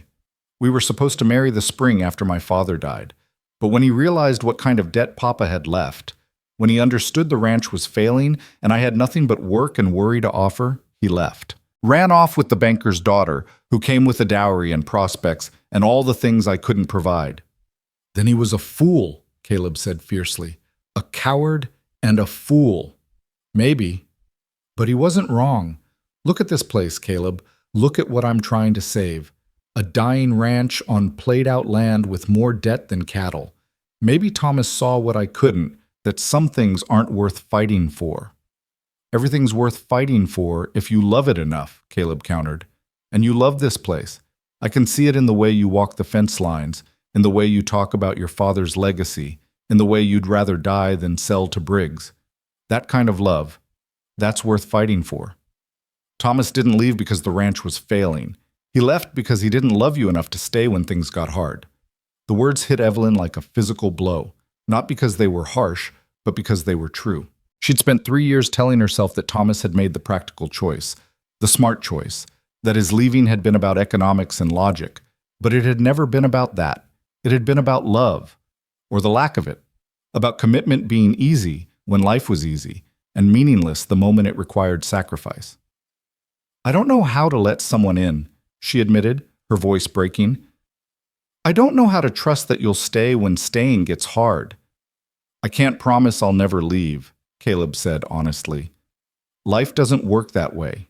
People die. Circumstances change. But I can promise that I won't leave because things are difficult. I won't leave because you need help, or because the work is hard, or because staying requires sacrifice. He tilted her face up to meet his eyes. I've already lost everything, Evelyn. I know what it costs. And I'm telling you right now, this place, this fight, you're worth the cost.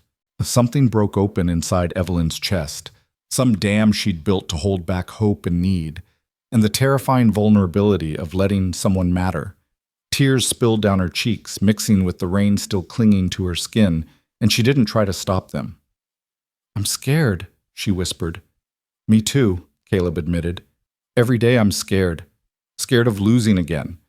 scared of caring again, scared that I'll wake up one day and the pain will be gone, and that'll mean I've forgotten them. He pulled her closer, his arms solid around her. But I'm more scared of not trying, of letting fear make me into someone who just exists instead of lives. And that's what you've been doing, Evelyn. Just existing, surviving, but not living. How do I stop? The question came out small and lost. You already have, Caleb said. The moment you let me stay, you started. Now we just keep going. They sat there as that shallow cave while the storm raged outside, holding each other with the desperate grip of two people who'd both learned that everything could be lost in an instant. The thunder gradually grew more distant, the lightning less frequent, but neither of them moved. For the first time in years, Evelyn let herself be held, let herself be comforted, let herself admit that sometimes strength meant accepting help rather than refusing it. When the worst of the storm had finally passed, leaving behind a steady rain and clearing skies to the east, Caleb carefully helped Evelyn to her feet. Her ankle was swollen and painful, but manageable with support. We need to find that marker, Evelyn said, looking across the still swollen creek. Evelyn, you can barely walk. We came all this way. We're not leaving without it. She gripped his arm for balance. I can make it across if you help me. The look Caleb gave her was equal parts exasperation and admiration. You're the most stubborn woman I've ever met. I'll take that as a compliment. They crossed the creek carefully, the water still high but no longer raging. True to Evelyn's guess, there on the far bank, partially hidden by brush, was another stone marker identical to the first. Caleb recorded its location carefully, then helped Evelyn back across. The walk back to the ranch took almost 3 hours. The horses had indeed returned home, and they had to travel on foot with Evelyn leaning heavily on Caleb's shoulder. By the time the barn finally came into view, the sun was breaking through the clouds, and Mrs. Kowalski was on the porch, her face tight with worry. I thought you both drowned, she shouted, rushing toward them. 3 hours late. Horses come back without you. I almost send Sheriff Dalton to search. We got caught in the storm, Evelyn said tiredly. Found shelter. We're fine. Fine. You're soaking wet and limping. And you... She rounded on Caleb. You let her get hurt. He saved me from getting trampled, Evelyn interjected. If he hadn't pulled me out of the way... Mrs. Kowalski's expression immediately softened. Then I forgive you. Come, both of you. Hot bath, hot food, hot tea. And you, she pointed at Evelyn, are staying off that foot for rest of day. No arguments. For once, Evelyn didn't argue. That evening, after she'd bathed and changed into dry clothes and Mrs. Kowalski had wrapped her ankle with firm efficiency, Evelyn sat in the kitchen while Caleb spread out the map in his careful notes. We found 2 markers, he said, both exactly where the original survey said they'd be. That's strong evidence that the boundary has been established for over 20 years. With these locations and your father's original documents, we have a solid case. Will it be enough? Evelyn asked. It should be. We'll need to present everything to the Territorial Land Office and request an official review of Briggs's survey. That'll take time and probably money for filing fees, but I'll sell the mare, Evelyn said suddenly. Duchess. She's worth at least $100 to the right buyer. That'll cover the fees and... No. Caleb's voice was firm. You're not selling your horse. We'll use my savings first. If that's not enough, then we'll talk about other options. But Duchess stays. Caleb, I can't keep taking from you. You're not taking, I'm giving. He looked at her across the table, his pale eyes steady. When are you going to understand that? I'm not Thomas. I'm not your father. I'm not every other man who took and left. I'm here, and I'm staying, so stop trying to do everything alone. Evelyn felt her throat tighten. I don't know how. Then learn, because we're in this together now, whether you like it or not. He reached across the table and took her hand. You stuck your neck out for me when you didn't have to. Let me return the favor. She looked down at their joined hands, his large and scarred from years of hard work, hers smaller but equally marked by labor. 2 people who'd survived losses that should have broken them, holding on to each other in a storm-damaged kitchen in the middle of nowhere. All right, she said quietly. Together. Together, Caleb agreed. Outside, the storm clouds had finally cleared, revealing a sky full of stars. The land was soaked but not destroyed, battered but still standing. Like the people who lived on it, it had weathered another assault and survived. In the morning, they would ride to town. They would file their evidence. They would fight Walter Briggs with everything they had. But tonight, they sat at that scarred kitchen table, planning their battle by lamplight, and Evelyn Shaw realized something that both terrified and thrilled her. She wasn't alone anymore. She had an ally, a partner, someone who saw her strength, but wasn't afraid of her vulnerability. Someone who'd lost everything, but was willing to risk what little he'd rebuilt for her sake. "Thank you," she said suddenly. Caleb looked up from the map. "For what?" "For pulling me out of that creek. For finding the markers. For—" She gestured vaguely, unable to articulate everything swirling in her chest. "For staying, even when staying is hard." Something soft crossed his face, that rare expression that made him look younger, less burdened. "Evelyn, staying with you isn't hard. It's the easiest thing I've done in 2 years." He squeezed her hand gently. "Now get some rest. Tomorrow, we have a fight to win." She went upstairs to bed, her ankle throbbing, but her heart somehow lighter than it had been in years. Through her window, she could see the light still burning in Caleb's room in the barn, could imagine him sitting in that small space, reviewing their evidence, planning their strategy. A man who barely knew her, fighting for her ranch like it was his own. A stranger who'd arrived with nothing but a carpetbag and grief, who'd somehow become essential in the span of days. Evelyn closed her eyes and let herself imagine, just for a moment, what it might be like if he never left. If this partnership born of necessity became something more. If those careful boundaries they'd established began to blur into something neither of them had been looking for, but both of them desperately needed. Tomorrow would bring new challenges. Briggs wouldn't give up easily. The fight was far from over. But tonight, listening to the rain still pattering gently on the roof, Evelyn Shaw fell asleep with hope curled warm in her chest and the memory of Caleb's arms around her in the storm. Some things, she was beginning to learn, were worth the risk of believing in again. Morning came too soon and too bright, the sun glaring off puddles left by the storm with an almost mocking cheerfulness. Evelyn woke to pain radiating from her ankle and the smell of fresh coffee drifting up from the kitchen. For a confused moment, she thought her mother was downstairs cooking breakfast, the way she used to before the pneumonia took her. Then reality settled back into place, heavy and familiar. She dressed carefully, wrapping her ankle the way Mrs. Kowalski had shown her, and made her way downstairs using the railing for support. In the kitchen, she found Caleb at the stove, scrambling eggs with the focused concentration of a man who'd learned to cook out of necessity rather than pleasure. "You should be resting," he said without turning around. "How did you know it was me?" "Your footsteps. You're favoring the left side." He glanced over his shoulder, his pale eyes assessing. "How's the ankle?" "Manageable." She lowered herself into a chair, grateful to take the weight off her foot. "You didn't have to cook. Mrs. Kowalski doesn't arrive for another hour, and I figured you'd try to do it yourself if I didn't." He slid a plate of eggs and toast in front of her, then poured coffee into her cup. "Eat. We've got a long day ahead." They ate in companionable silence, and Evelyn found herself studying him in the morning light. He'd shaved, she noticed, and his hair was still damp from washing.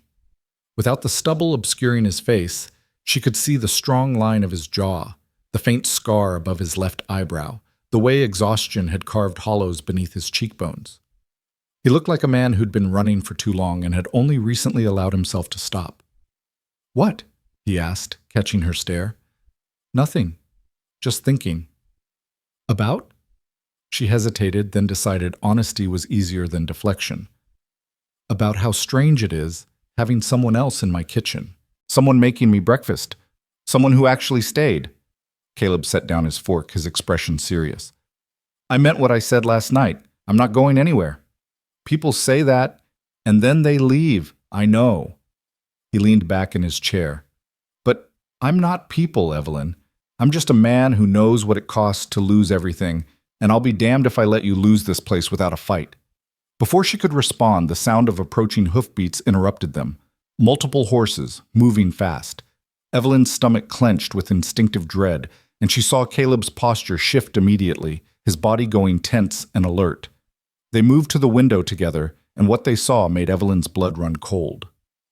Walter Briggs was back, but this time he hadn't come alone. 4 men rode beside him, all of them carrying rifles prominently displayed across their saddles. They weren't pointing them at anything, not yet, but the threat was unmistakable.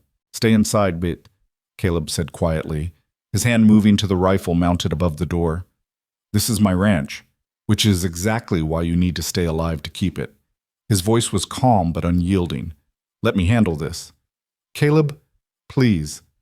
He looked at her, and she saw something in his eyes she hadn't seen before. Fear, not for himself, but for her. "I've already buried people I cared about. I can't do it again, so please, just this once. Stay inside where it's safe." The rawness in his voice stopped her protest cold.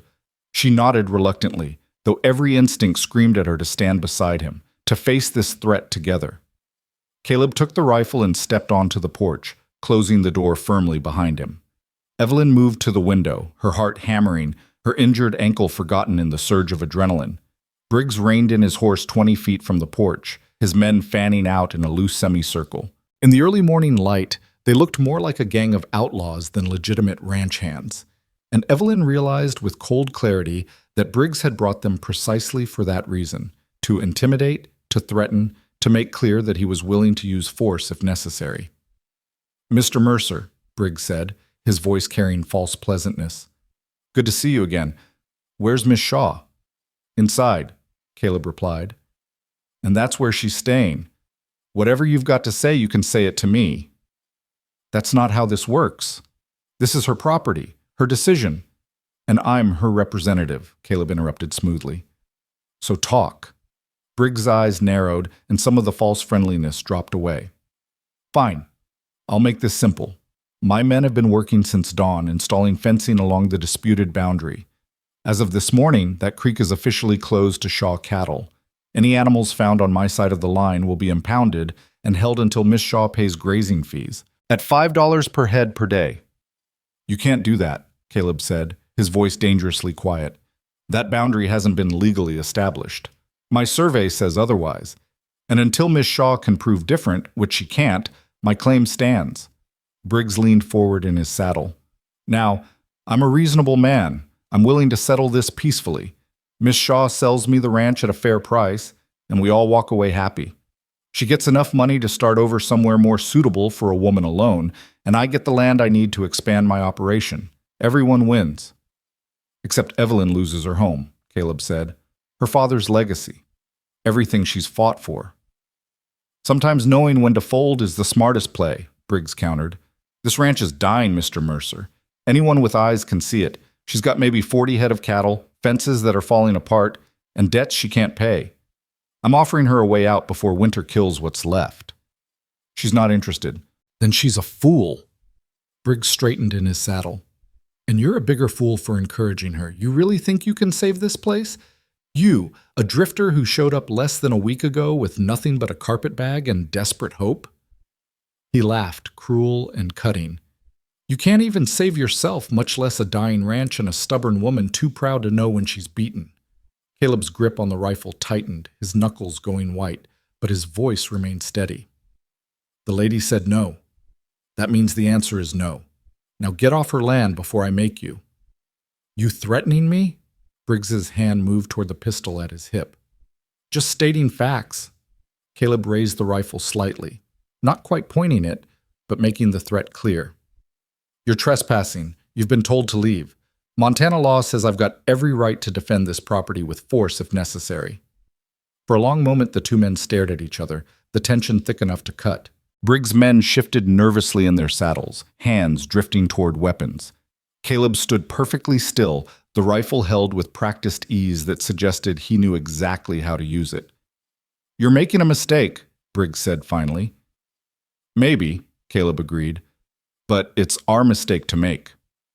"Fair enough." Briggs turned his horse but paused before riding off. "You've got 3 days, Mr. Mercer, 3 days to get those cattle away from my creek, or I start impounding them. And trust me when I say the fees will add up fast enough to bankrupt what's left of this operation." He smiled, cold and predatory. "See you soon." They rode off in a cloud of dust, and the moment they were out of sight, Caleb's shoulders sagged. He lowered the rifle and stood there for a long moment, his head bowed, his hands trembling slightly. Evelyn was out the door before she could think better of it, her ankle protesting but ignored. She reached Caleb just as he turned, and the expression on his face nearly broke her heart. Exhaustion and fear, and the aftermath of adrenaline all warring for dominance. "Are you all right?" she demanded. "I should be asking you that." His eyes searched her face. "I told you to stay inside." "Since when do I follow orders?" She touched his arm, feeling the tension still coiled in his muscles. "You were incredible out there, standing up to him like that, not backing down." "I was terrified," Caleb admitted. "The whole time, all I could think was that if this went wrong, you'd be alone again, and I couldn't—" He stopped, swallowing hard. "I can't let that happen." "It won't," Evelyn said fiercely. "We're going to fight this, remember? Together." "He's already started fencing the creek. That means we move faster than he expects." She was already thinking, her mind racing through options and strategies. "We ride to town today, file our evidence with the land office. Request an emergency injunction to stop his fencing until the boundary can be properly surveyed. That'll cost money, and time we don't have." "Then we find a way." She gripped his arm harder. "I'm not giving up, Caleb, and I won't let you give up either." Something shifted in his expression, fear giving way to determination. "All right, we fight. But you're staying off that ankle as much as possible, which means I'm doing the riding today. I'm coming with you." "No."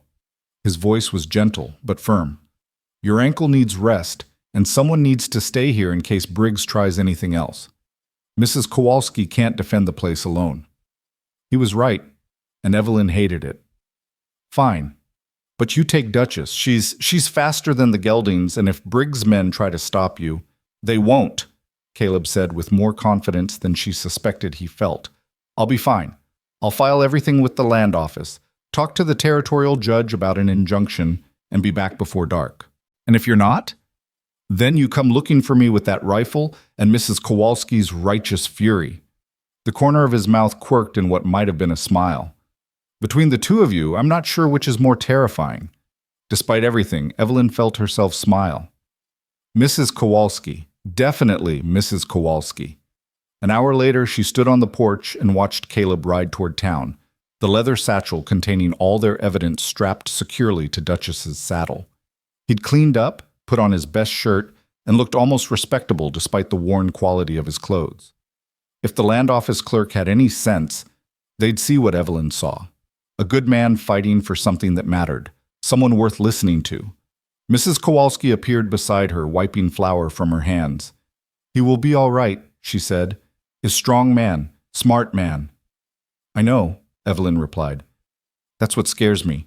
"Why scary to have strong man helping?" "Because every time I start to rely on someone, they leave." The admission hurt coming out. "My parents died. Thomas ran. Everyone I've ever trusted has either left or been taken. What if—" She couldn't finish the thought. Mrs. Kowalski made a dismissive sound. "Mr. Mercer is not Thomas. Mr. Mercer already lose everything once. He know value of staying. He know cost of giving up." She patted Evelyn's shoulder. "You trust him. Is good. Now come inside. We make bread. Bread is always good for worried heart." They spent the morning baking, the familiar rhythm of kneading dough giving Evelyn something to do with her hands while her mind churned through worst-case scenarios. What if the land office dismissed their evidence? What if Briggs had already bribed the territorial judge? What if Caleb ran into trouble on the road? By noon, 6 loaves sat cooling on the counter, and Evelyn had worked herself into a state of barely controlled anxiety. She tried to rest her ankle as promised, but sitting still felt impossible. Every sound made her jump. Every shadow at the window made her heart race.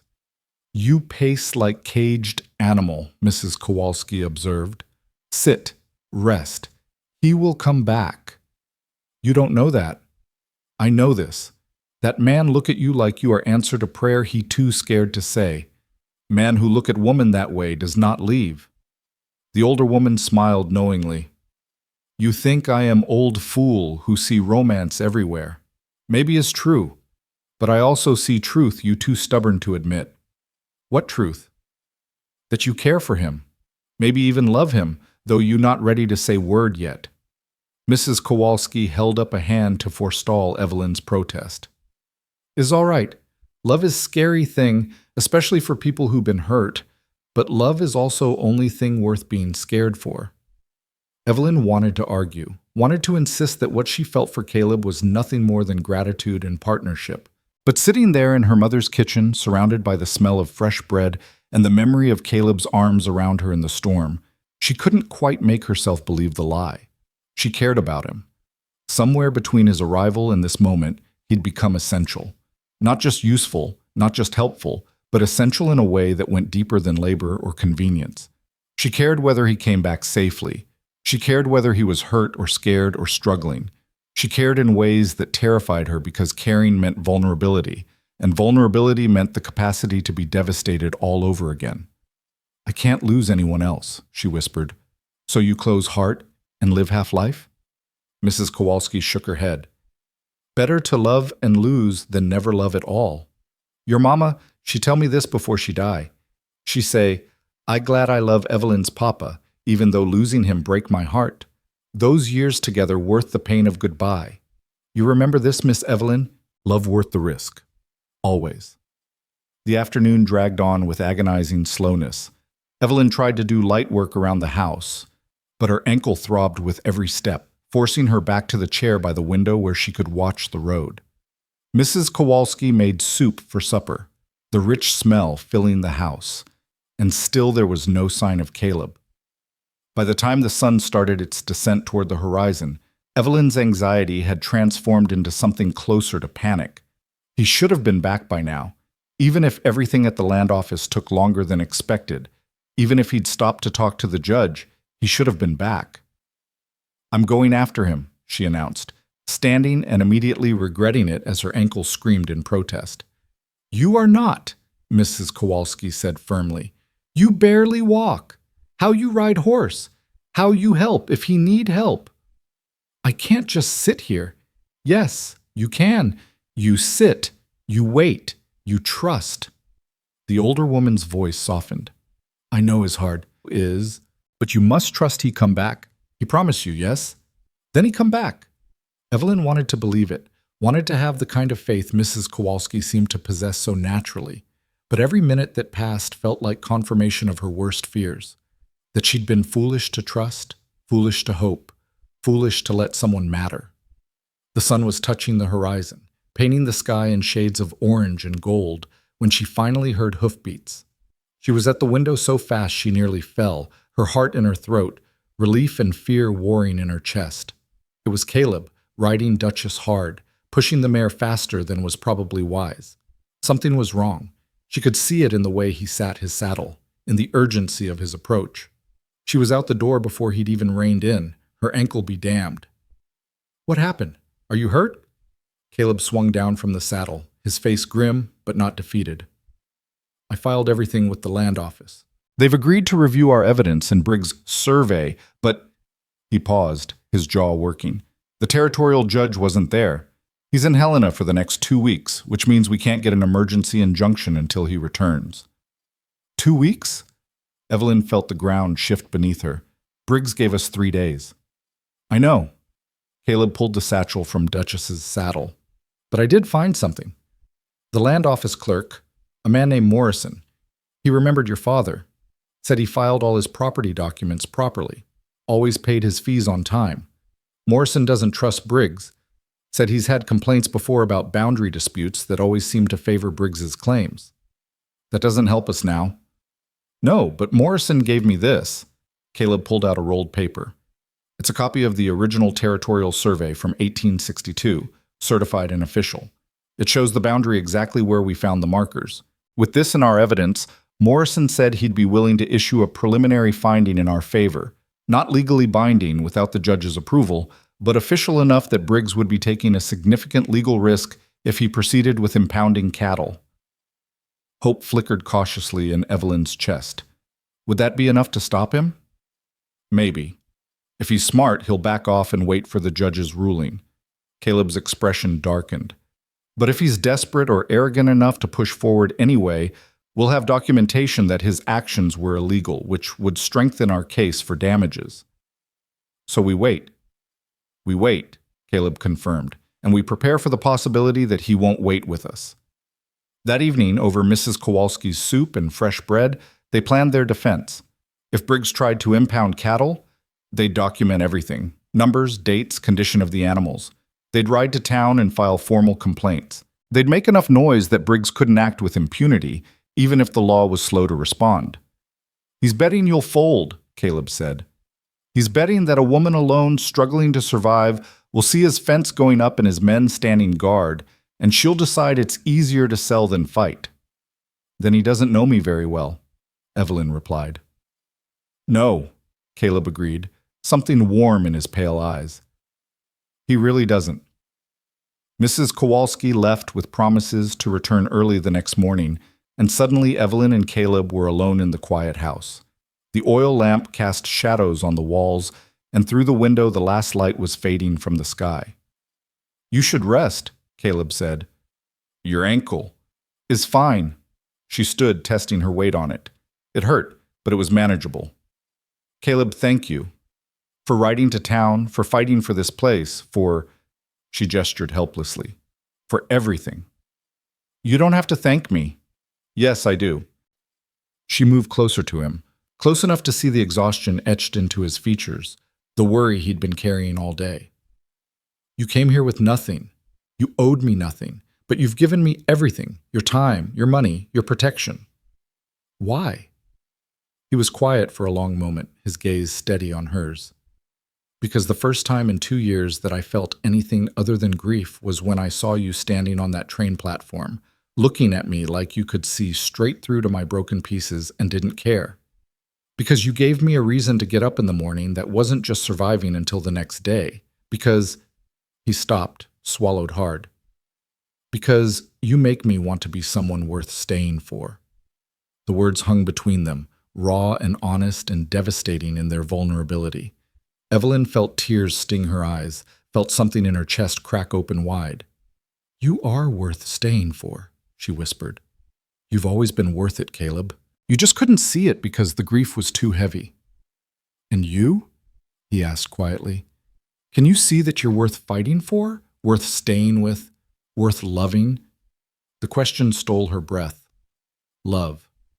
He'd said the word she'd been too terrified to even think, and hearing it from his lips made it real and immediate and impossibly frightening. "I don't know," she admitted. "I don't know if I can believe that." "Then I'll believe it for both of us," Caleb said, "until you're ready to believe it yourself." He reached up slowly, giving her time to pull away, and cupped her face in his hand. His palm was rough with calluses, warm against her skin, and Evelyn found herself leaning into the touch like a plant toward sunlight. "I'm scared," she whispered. "Me too." His thumb brushed across her cheekbone, catching a tear she hadn't realized had fallen. "But I'm more tired of being alone than I am scared of what might happen. And I hope, you might be too." She was. God help her. She was so tired of fighting alone, of carrying everything on her shoulders, of pretending she didn't need anyone. She was tired of safety and solitude and the cold comfort of independence earned through loss. "What if it doesn't work?" she asked. "What if we try this and it all falls apart?" "Then at least we tried," Caleb said. "At least we were brave enough to reach for something real instead of hiding from the possibility of pain." He was right. She knew he was right. Playing it safe hadn't protected her from loss. Her parents had died anyway. Thomas had left anyway. The ranch was failing anyway. Safety was an illusion, and she was tired of living a half-life in pursuit of it. So instead of pulling away, instead of retreating behind the walls she'd built so carefully, Evelyn made a choice. She stepped closer, closing the last distance between them, and rested her forehead against his chest. His arms came around her immediately, holding her close, and she felt his heart beating steady and strong beneath her ear. "Stay with me," she whispered. "Not just for the ranch, not just for the fight. Stay with me." "Always," Caleb promised, his voice rough with emotion. "For as long as you'll have me, Evelyn, I'm staying." They stood there in the lamplight, two broken people holding each other together, and something fundamental shifted. This wasn't just partnership anymore, wasn't just practical cooperation. This was choosing each other, consciously and deliberately, despite the fear and the risk and the very real possibility of more pain. This was the beginning of something neither of them had been looking for, but both of them desperately needed. Outside, the night settled over the ranch, quiet and peaceful. Tomorrow would bring more challenges. Briggs and his threats, the uncertainty of the judge's ruling, the constant struggle to keep the ranch alive. But tonight, in the safety of each other's arms, Evelyn and Caleb allowed themselves to hope. Hope that fighting together was better than surviving alone. Hope that love could grow in the ruins of grief. Hope that sometimes the best things in life came not despite the brokenness, but because of it. Because only broken people understood how precious it was to be carefully, tenderly put back together by someone who knew exactly how fragile those pieces were. "Come on," Evelyn said finally, pulling back just enough to look up at him. "You need to eat something more substantial than trail rations, and then you need sleep. Tomorrow we start preparing for Briggs's next move." "Tomorrow," Caleb agreed, but his hand caught hers as she started to move away, and he lifted it to his lips, pressing a kiss to her knuckles with old-fashioned reverence. "Thank you, Evelyn, for letting me stay, for trusting me, for being brave enough to try." "Thank you for making it worth the risk," she replied. That night, as she lay in her bed and listened to the familiar sounds of the ranch settling around her, Evelyn felt something she hadn't felt in years: peace. Not the absence of struggle, but the presence of hope. The knowledge that whatever came next, she wouldn't face it alone. In the barn, in that small room off to the side, Caleb lay awake too, staring at the ceiling and marveling at how much his life had changed in the span of a week. He'd come here expecting nothing more than temporary shelter, a place to rest before moving on to the next nowhere town. Instead, he'd found purpose, direction. And if he was honest with himself, the first stirrings of something he'd thought died in the ashes of his old life. He'd found a reason to stop running. He'd found Evelyn, and he'd be damned if he'd let Briggs or anyone else take that away from either of them. The next 2 days passed in tense anticipation, every hour stretching thin with the weight of waiting. Evelyn and Caleb worked the ranch with renewed purpose, moving cattle closer to the house where they could be watched, reinforcing fences, preparing for whatever Briggs might try. Her ankle was healing well enough that she could walk without limping too badly, though Caleb still watched her with the protective concern of someone who'd learned that everything could change in an instant. On the morning of the third day, Briggs made his move. Evelyn was in the barn checking on the new calf when she heard shouting. She grabbed the rifle mounted by the door and ran outside to find Caleb already on the porch, his own rifle in hand, facing down 6 of Briggs's men on horseback. They'd herded nearly a dozen of her cattle toward the disputed boundary, and one of the men was already dismounting with a branding iron. "What the hell do you think you're doing?" Evelyn demanded, her voice cutting across the yard. The man with the branding iron, a heavy-set fellow with a scarred face, sneered at her. "Mr. Briggs's orders, ma'am. These cattle crossed onto his property. We're marking them as impounded until you pay the grazing fees." "Those cattle haven't crossed anything except the boundary that's been there for 20 years, Evelyn shot back. "Touch one of them and I'll have the sheriff out here within the hour." "Sheriff's in Helena with the judge," Scarface replied. "Won't be back for a week, maybe more. By then, you'll owe so much in fees you'll be begging Mr. Briggs to take this worthless property off your hands." Caleb took a step forward, his rifle held loose but ready. "Morrison at the land office issued a preliminary finding 2 days ago. The boundary dispute is under official review, which means any action you take against Miss Shaw's property is illegal and actionable. You brand those cattle, and you're not just working for Briggs anymore, you're committing a territorial crime." Several of the men exchanged nervous glances. Scarface hesitated, the branding iron lowering slightly. "Mr. Briggs said—" "I don't care what Briggs said," Caleb interrupted. "I care what the law says, and the law says you're on the wrong side of it." "He's bluffing," another man called out. "Morrison's just a clerk. He can't overrule a surveyor's report." "No, but the territorial judge can," Caleb replied calmly. "And when he does, everyone involved in this little venture is going to face charges. Is Briggs paying you enough to risk territorial prison?" More nervous glances. Scarface looked uncertain now, the bravado draining from his expression. We're just following orders. Following illegal orders doesn't make them legal, Evelyn said. It just makes you accomplices. Now get those cattle back on my land and get off my property before I do something we'll all regret. For a long moment, nobody moved. Then one of the younger men wheeled his horse around and started driving the cattle back toward Shawland. I ain't going to prison for this, he muttered. Briggs can fight his own damn battles. Another followed, then another. Within minutes, only Scarface remained, his expression dark with fury and humiliation. You're making a mistake, he spat. Both of you. Mr. Briggs doesn't forget, and he doesn't forgive. Then he and I have something in common, Evelyn replied coldly. Now get out. Scarface spat in the dirt, remounted his horse, and galloped off after his companions. The moment they were out of sight, Evelyn's legs nearly gave out beneath her. Caleb was there instantly, his arm around her waist, supporting her. Easy, he murmured. It's over. They're gone. For now, Evelyn said, her voice shaking despite her best efforts to control it. But he'll try again. He's not going to give up just because we scared off his men. Maybe not, Caleb agreed. But we just showed him something important. We're not backing down, and his men aren't as loyal as he thinks. That changes the equation. Mrs. Kowalski came running from the house, her face pale with worry. I see everything from window. Those men, they try to steal your cattle. They tried, Evelyn confirmed. But they failed, thanks to Caleb. Thanks to both of us, Caleb corrected. You're the one who reminded them about the law. I just backed you up.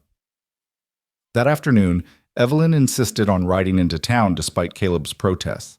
They needed to file a formal complaint about the attempted cattle theft, needed to create a paper trail that would protect them if Briggs escalated further. Her ankle protested the ride, but she gritted her teeth and endured it. Some things were more important than comfort. Sheriff Dalton's deputy, a young man named Pete Grierson, took their statement with obvious sympathy. This ain't the first time Briggs has pulled something like this, he said, writing carefully in his ledger. But it's the first time anyone's had the guts to stand up to him and the evidence to back it up. Morrison at the land office has been talking to everyone who will listen about those boundary markers you found. People are starting to question Briggs's version of events. Will that be enough to stop him? Evelyn asked. Pete shrugged. Hard to say. Briggs has money and influence. But he also has a reputation now, and not a good one. People don't trust a man who tries to steal land through legal trickery. He looked at them both seriously. You two need to be careful, though. Cornered men do desperate things. They rode back to the ranch as the sun was setting, both lost in their own thoughts.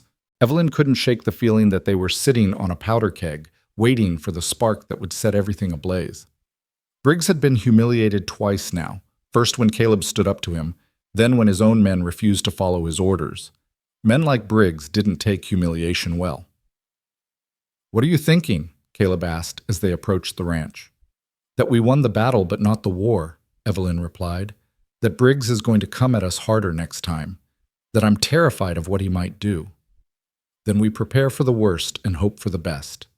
Caleb reached across the space between their horses and took her hand. We've come this far, Evelyn. We don't quit now. She squeezed his hand, drawing strength from his steady presence. Together? Always together. The attack came 3 days later, in the darkest hours before dawn. Evelyn woke to the smell of smoke and the sound of horses screaming. For a confused, terror-filled moment, she thought she was dreaming, that her mind had conjured the fire from Caleb's memories and made it her own. Then she heard Mrs. Kowalski pounding on her bedroom door, shouting in Polish and English, and reality crashed down with devastating clarity. The barn was on fire. She threw on clothes with shaking hands, her heart hammering so hard she could barely breathe. By the time she made it outside, Caleb was already there, his shirt soaked with water, his face streaked with soot, trying desperately to calm the horses enough to lead them to safety. The flames were spreading fast, fed by dry hay and old wood, and the heat was already intense enough to make her skin prickle. "The cattle!" she screamed over the roar of the fire. "Caleb, the cattle in the holding pen!" "I've got the horses," he shouted back. "You get the pen gate open. Don't go near the barn itself." She ran toward the holding pen, coughing as smoke filled her lungs, her eyes streaming. The cattle were panicking, slamming against the fence in their desperation to escape the flames. If she didn't get that gate open, they'd either burn or trample each other trying to get free. The gate latch was hot enough to burn her hands even through her gloves, but she forced it open and jumped back as 20 head of cattle thundered past her toward open pasture. One of them clipped her shoulder hard enough to spin her around and send her sprawling in the dirt, but she was up again immediately, scanning for stragglers. "Evelyn," Caleb's voice cut through the chaos. "The hayloft is going to collapse. Get back!" She turned to see him leading the last horse away from the barn, Duchess fighting him every step despite the flames. The mare's eyes were rolling with terror, and foam flecked her mouth. Behind them, the barn groaned like a dying creature, and the roof began to buckle. Evelyn ran toward Caleb, her only thought to help him with the horse, to get him away from the collapsing structure. She was 10 feet away when the roof gave in completely, sending a shower of sparks and burning debris into the night sky. The blast of heat knocked her backward, and she felt Caleb's arm come around her, pulling her down and covering her body with his as burning wood rained down around them. Time seemed to slow. She could feel his heart beating against her back, could hear him murmuring something she couldn't quite make out, could smell smoke and sweat and fear. They lay there in the dirt while the barn that her father had built with his own hands burned to ash in memory. When the immediate danger passed, Caleb helped her to her feet, and they stood together watching the fire consume what was left of the structure. Mrs. Kowalski had formed a bucket brigade with water from the well, desperately trying to keep the flames from spreading to the house. Several neighbors who'd seen the fire from their own properties had arrived to help, their faces grim in the flickering light. "This was no accident," one of them said, a grizzled rancher named Jack Morrison who'd known Evelyn's father. "That fire started in 3 different places. Someone set this deliberately." "Briggs," Evelyn said, her voice flat with certainty. "Can you prove it?" Jack asked. She couldn't, of course. Briggs would have been careful, would have sent men who couldn't be traced back to him, would have established an alibi that would hold up under scrutiny. But she knew, in her bones, in her gut, in every fiber of her being, she knew. Caleb's arm tightened around her shoulders. "We'll rebuild," he said quietly. "Whatever it takes, we'll rebuild." "With what?" The words came out broken. "We don't have the money to rebuild. We barely have enough to feed ourselves through winter, and without the barn—" Her voice cracked. "Without shelter for the animals, without storage for hay, without equipment, we'll figure it out," Caleb insisted. "There's always a way." But for the first time since he'd arrived, Evelyn couldn't make herself believe him. She stood there watching her father's legacy burn, feeling the last of her hope crumble to ash along with the barn, and the weight of it all finally broke her. She sank to her knees in the dirt, her body shaking with sobs she'd held back for 3 years. All the grief for her parents, all the rage at Thomas's betrayal, all the fear and exhaustion and desperate determination, it all came pouring out in great racking waves that she couldn't control and couldn't stop. Caleb went down with her, his arms never leaving her, his body a solid wall against the chaos. He didn't tell her it would be okay, didn't offer empty platitudes or false comfort. He just held her while she broke apart, and somehow that was exactly what she needed. When the tears finally subsided, leaving her hollow and exhausted, she looked up to find Mrs. Kowalski standing over them, her round face set in an expression of fierce determination. "Tomorrow," the older woman said, "we go to town. We tell everyone what happened. We ask for help. You think you must do everything alone, Miss Evelyn, but you wrong. This community, they remember your papa. They remember he helped them when they need. Now they help you." "I can't ask them to, You not ask. They offer." Mrs. Kowalski crossed her arms. "You see. Tomorrow, you see." By the time the sun rose on the smoking ruins of the barn, word had already spread through Miller's Bend. The fire had been visible for miles, and in a community where everyone knew everyone else's business, the news traveled faster than the flames themselves. Evelyn stood on her porch, numb with exhaustion and shock, and watched as wagons began to arrive. Jack Morrison came with lumber from his own property. The Hendersons brought tools and their 3 strong sons.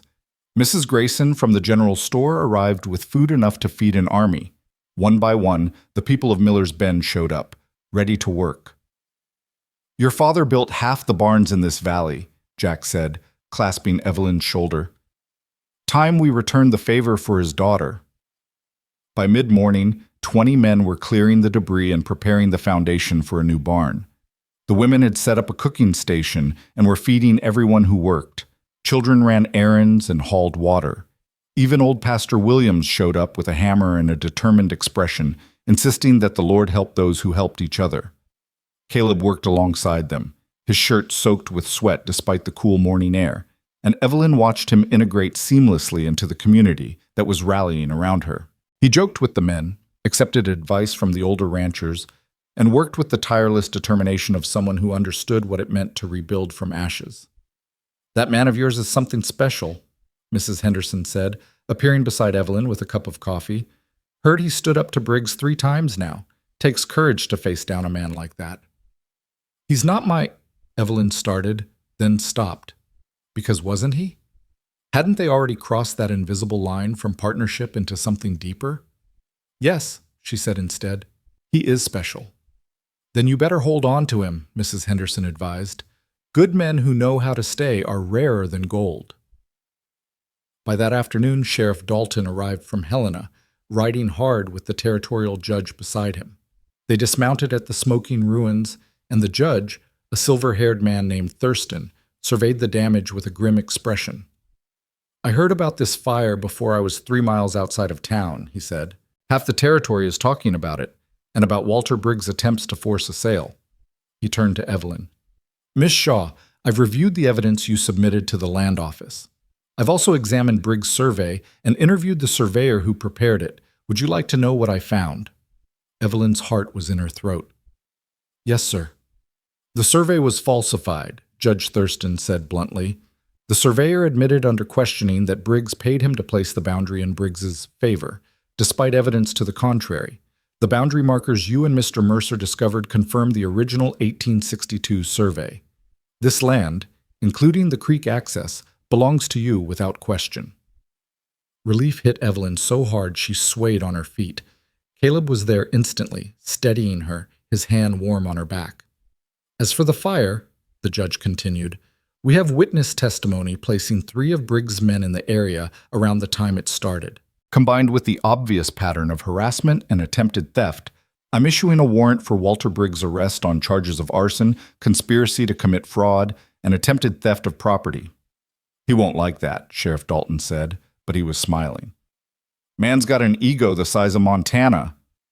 "Then it's time someone taught him that the law applies to everyone, regardless of how much land they own," Judge Thurston replied. He turned back to Evelyn. "I'm also ruling that Briggs is liable for damages.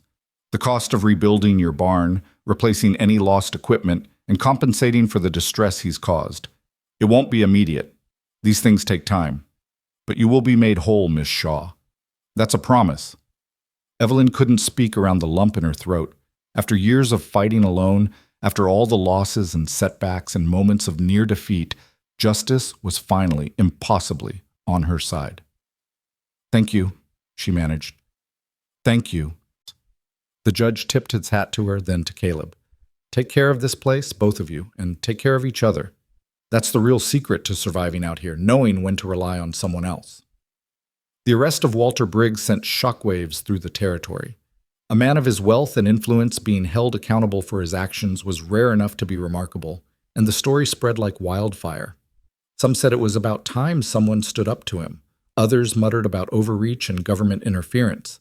But everyone agreed on one thing: Evelyn Shaw and the stranger who'd arrived on the train had done the impossible. The barn raising continued through the following week. What had started as neighbors helping neighbors grew into something larger, a community statement that they took care of their own. Men who barely knew Evelyn showed up to help because they'd known her father, or because they'd heard about her fight against Briggs, or simply because it was the right thing to do. Caleb worked from sunrise to sunset, his carpentry skills evident in every joint and beam. He'd done this before, Evelyn realized, built structures with his own hands, created something lasting from raw materials. It was another piece of his history, another glimpse into the life he'd lost. "You're good at this," she said one evening, watching him plane a board with practiced strokes. "My father was a carpenter," Caleb replied without looking up. "Taught me the trade before I decided ranching was more my speed. but the skills stuck.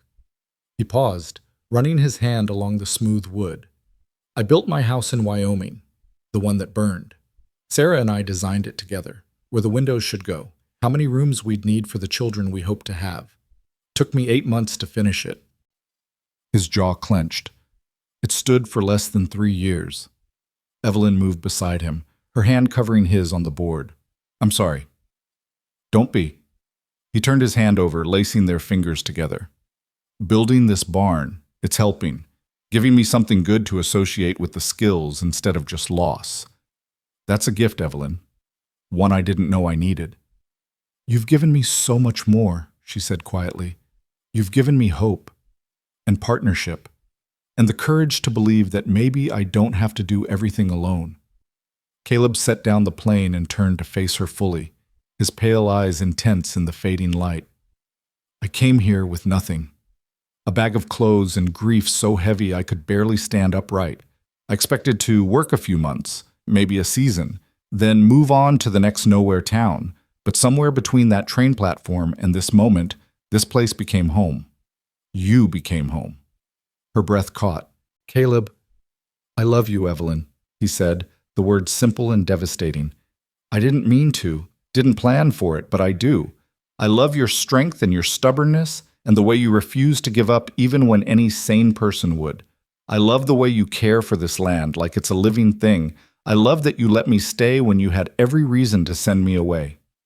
He cupped her face in his hands. I love you, and I'm asking you to let me stay.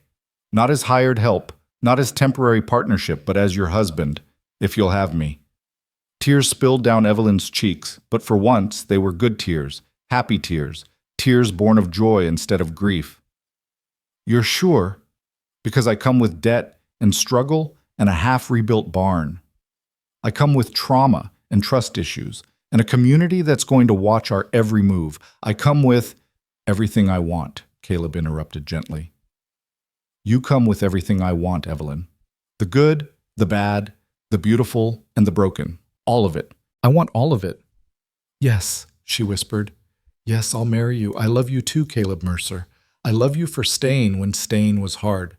I love you for fighting for this place like it's yours. I love you for seeing my broken pieces and not running away. She rose on her toes and kissed him, soft and sweet and full of promise. I love you for making me believe in second chances. He pulled her close, his arms tight around her, and Evelyn felt something she hadn't felt since before her parents died. Complete. Not because Caleb completed her in some fairy tale sense, but because together they were stronger than either could be alone. Two people who'd survived their own private hells, building something new from the ashes. They were married 3 weeks later, on a Sunday morning with the whole community gathered to witness. Pastor Williams performed the ceremony on the porch of the ranch house, with the newly completed barn standing proud in the background, a testament to what could be accomplished when people work together. Evelyn wore her mother's wedding dress, carefully preserved in a trunk and only slightly yellowed with age. Caleb wore a new suit that Mrs. Kowalski had somehow convinced him to buy, though he looked uncomfortable in the formal clothes. Clara arrived from Denver, tears streaming down her face as she watched her sister marry the man she'd picked from a stack of letters. I knew it, Clara whispered during the vows. I knew he was the right one. You got lucky, Evelyn whispered back, but she was smiling. But thank you for being brave enough to meddle when I was too stubborn to ask for help. The celebration that followed was simple but joyful. Mrs. Kowalski had prepared enough food to feed the entire town, and someone had brought a fiddle, and soon the yard was full of music and dancing and laughter. Evelyn danced with her new husband under the Montana sky, his arms strong around her, his eyes full of love and promise. Happy? He murmured. Terrified, she admitted. But yes, happy. Good terrified or bad terrified? Good terrified. The kind that comes from knowing something matters enough to lose. She looked up at him. I'm scared of how much I love you, scared of what it would mean to lose you, but I'm more grateful to have you than I am scared of losing you. Does that make sense? Perfect sense, Caleb said, because I feel exactly the same way. Winter came early that year, but the ranch was ready for it. The new barn stood strong against the wind, the cattle were healthy and well fed, and the house was warm with love and laughter. Briggs was in territorial prison awaiting trial, his property seized to pay damages. The community had rallied around Evelyn and Caleb, and business was slowly improving. But the real change came on a February morning when Evelyn woke feeling nauseous and strange. Mrs. Kowalski took one look at her and started laughing, that knowing laugh of a woman who'd seen this before. "You are pregnant," she announced. "I know this look. I have 8 children. I know pregnant." Evelyn's hand went to her stomach, shock and wonder flooding through her in equal measure. "I can't be. We've only been married 4 months."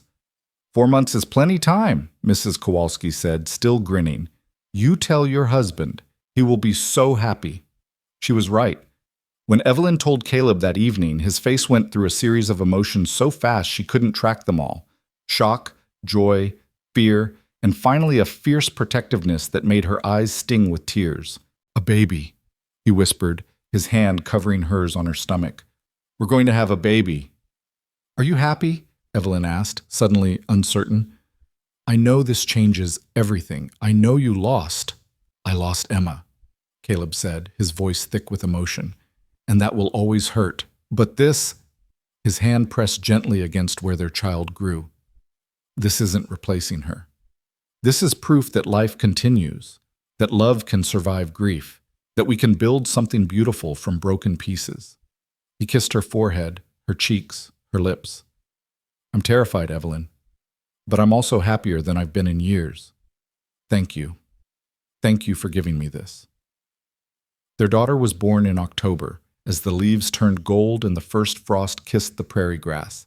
They named her Sarah Emma Mercer, honoring the past while embracing the future. She had her father's pale blue eyes and her mother's stubborn determination, evident from the moment she entered the world with a lusty cry that echoed through the house.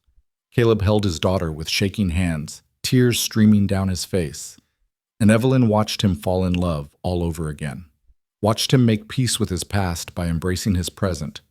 Watched him transform from a broken man who'd arrived with nothing into a father, a husband, a rancher who'd built a life worth living from the ashes of loss. The ranch thrived under their joint management. Caleb's carpentry skills brought in extra income, and Evelyn's stubborn determination kept the cattle healthy and the land productive. They hired help when they needed it, accepted support when it was offered, and slowly, surely, built something lasting. Years passed. Sarah Emma grew into a precocious child who asked constant questions and followed her father everywhere, just like the daughter he'd lost once upon a time. They had 2 more children, a son named Thomas after Evelyn's father, and another daughter they called Clara, after the sister whose meddling had brought them together. On their 5th anniversary, Caleb and Evelyn sat on the porch in the evening light, watching their children play in the yard.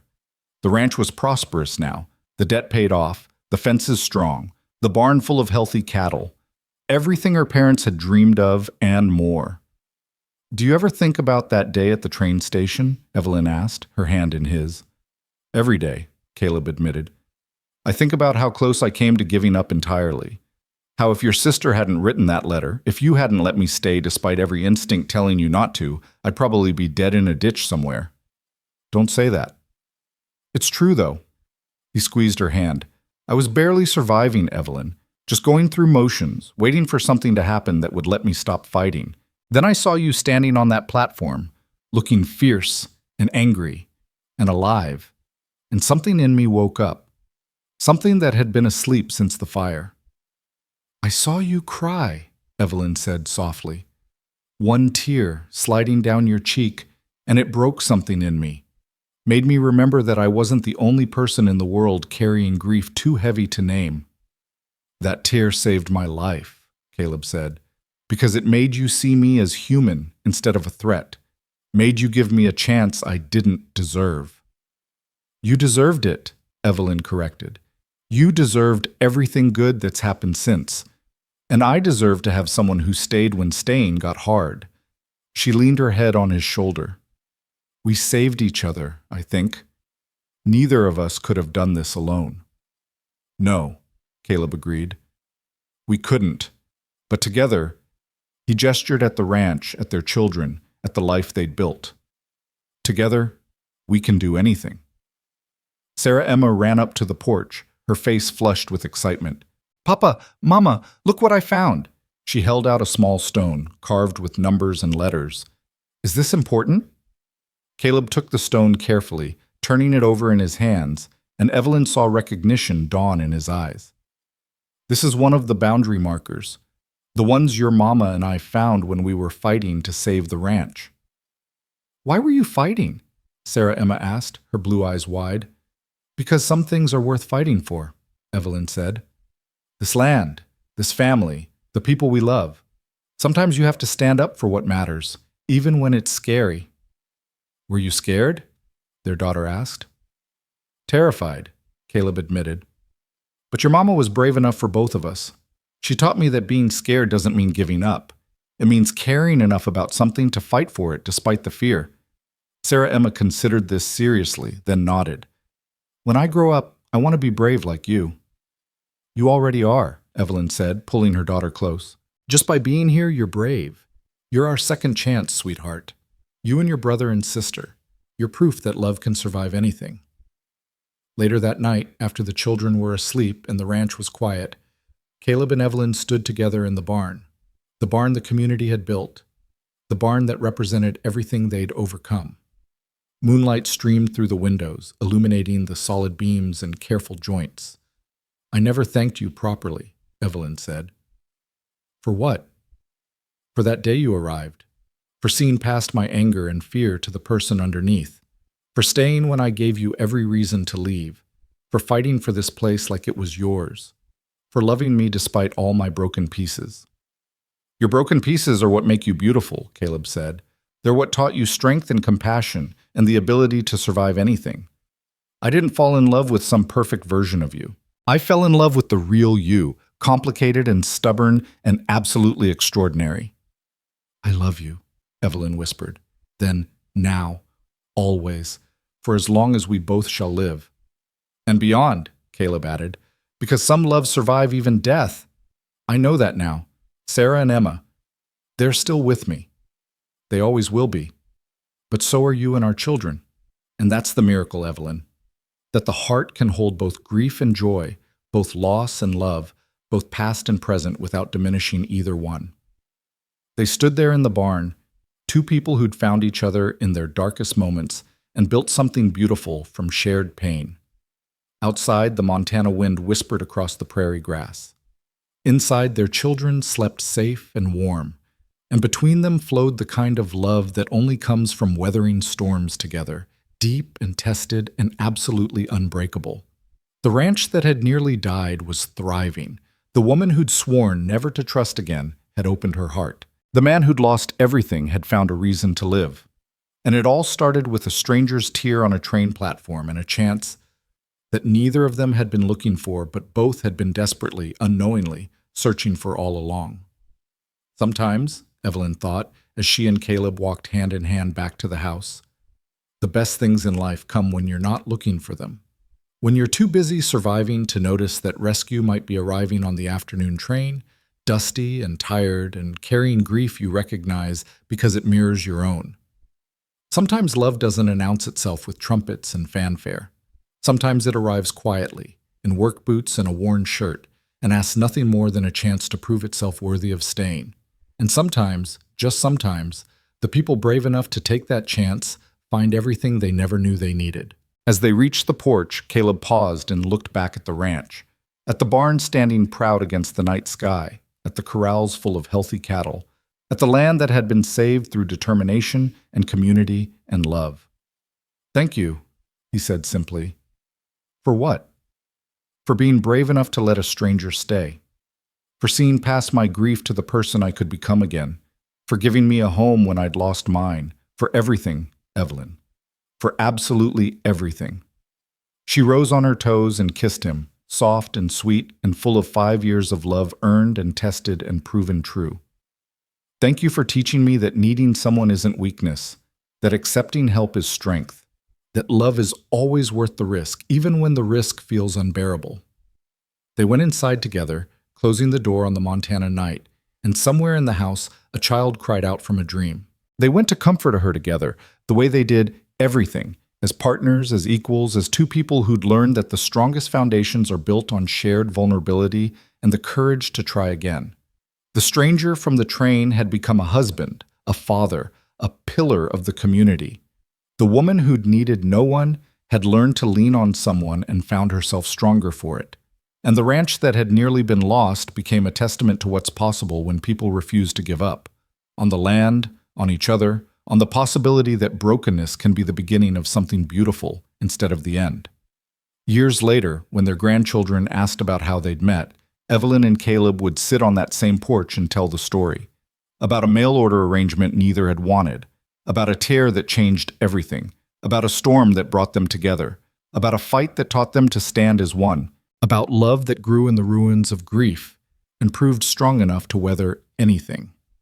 The moral of the story, Caleb would always say at the end, his arm around Evelyn's still strong shoulders, is that sometimes the best things in life come from the places we least expect, and sometimes the people who save us are the ones we almost turned away. And sometimes, Evelyn would add, her hand covering his, the bravest thing you can do is let someone in. Even when everything in you is screaming to stay safe, stay closed, stay alone, because being alone is easy, but being loved, truly, deeply, lastingly loved, that takes courage, and it's worth every terrifying moment. Their story became legend in Miller's Bend, told and retold until truth blurred with myth. But the core remained unchanged. Two broken people had found each other in impossible circumstances and built something lasting from shared pain. They'd proven that love could survive grief, that trust could be rebuilt, that second chances were possible for those brave enough to reach for them. And it all started with a tear at a train station, a woman stubborn enough to take a chance, a man desperate enough to stay, and the understanding that sometimes the greatest love stories begin not with falling, but with standing back up together.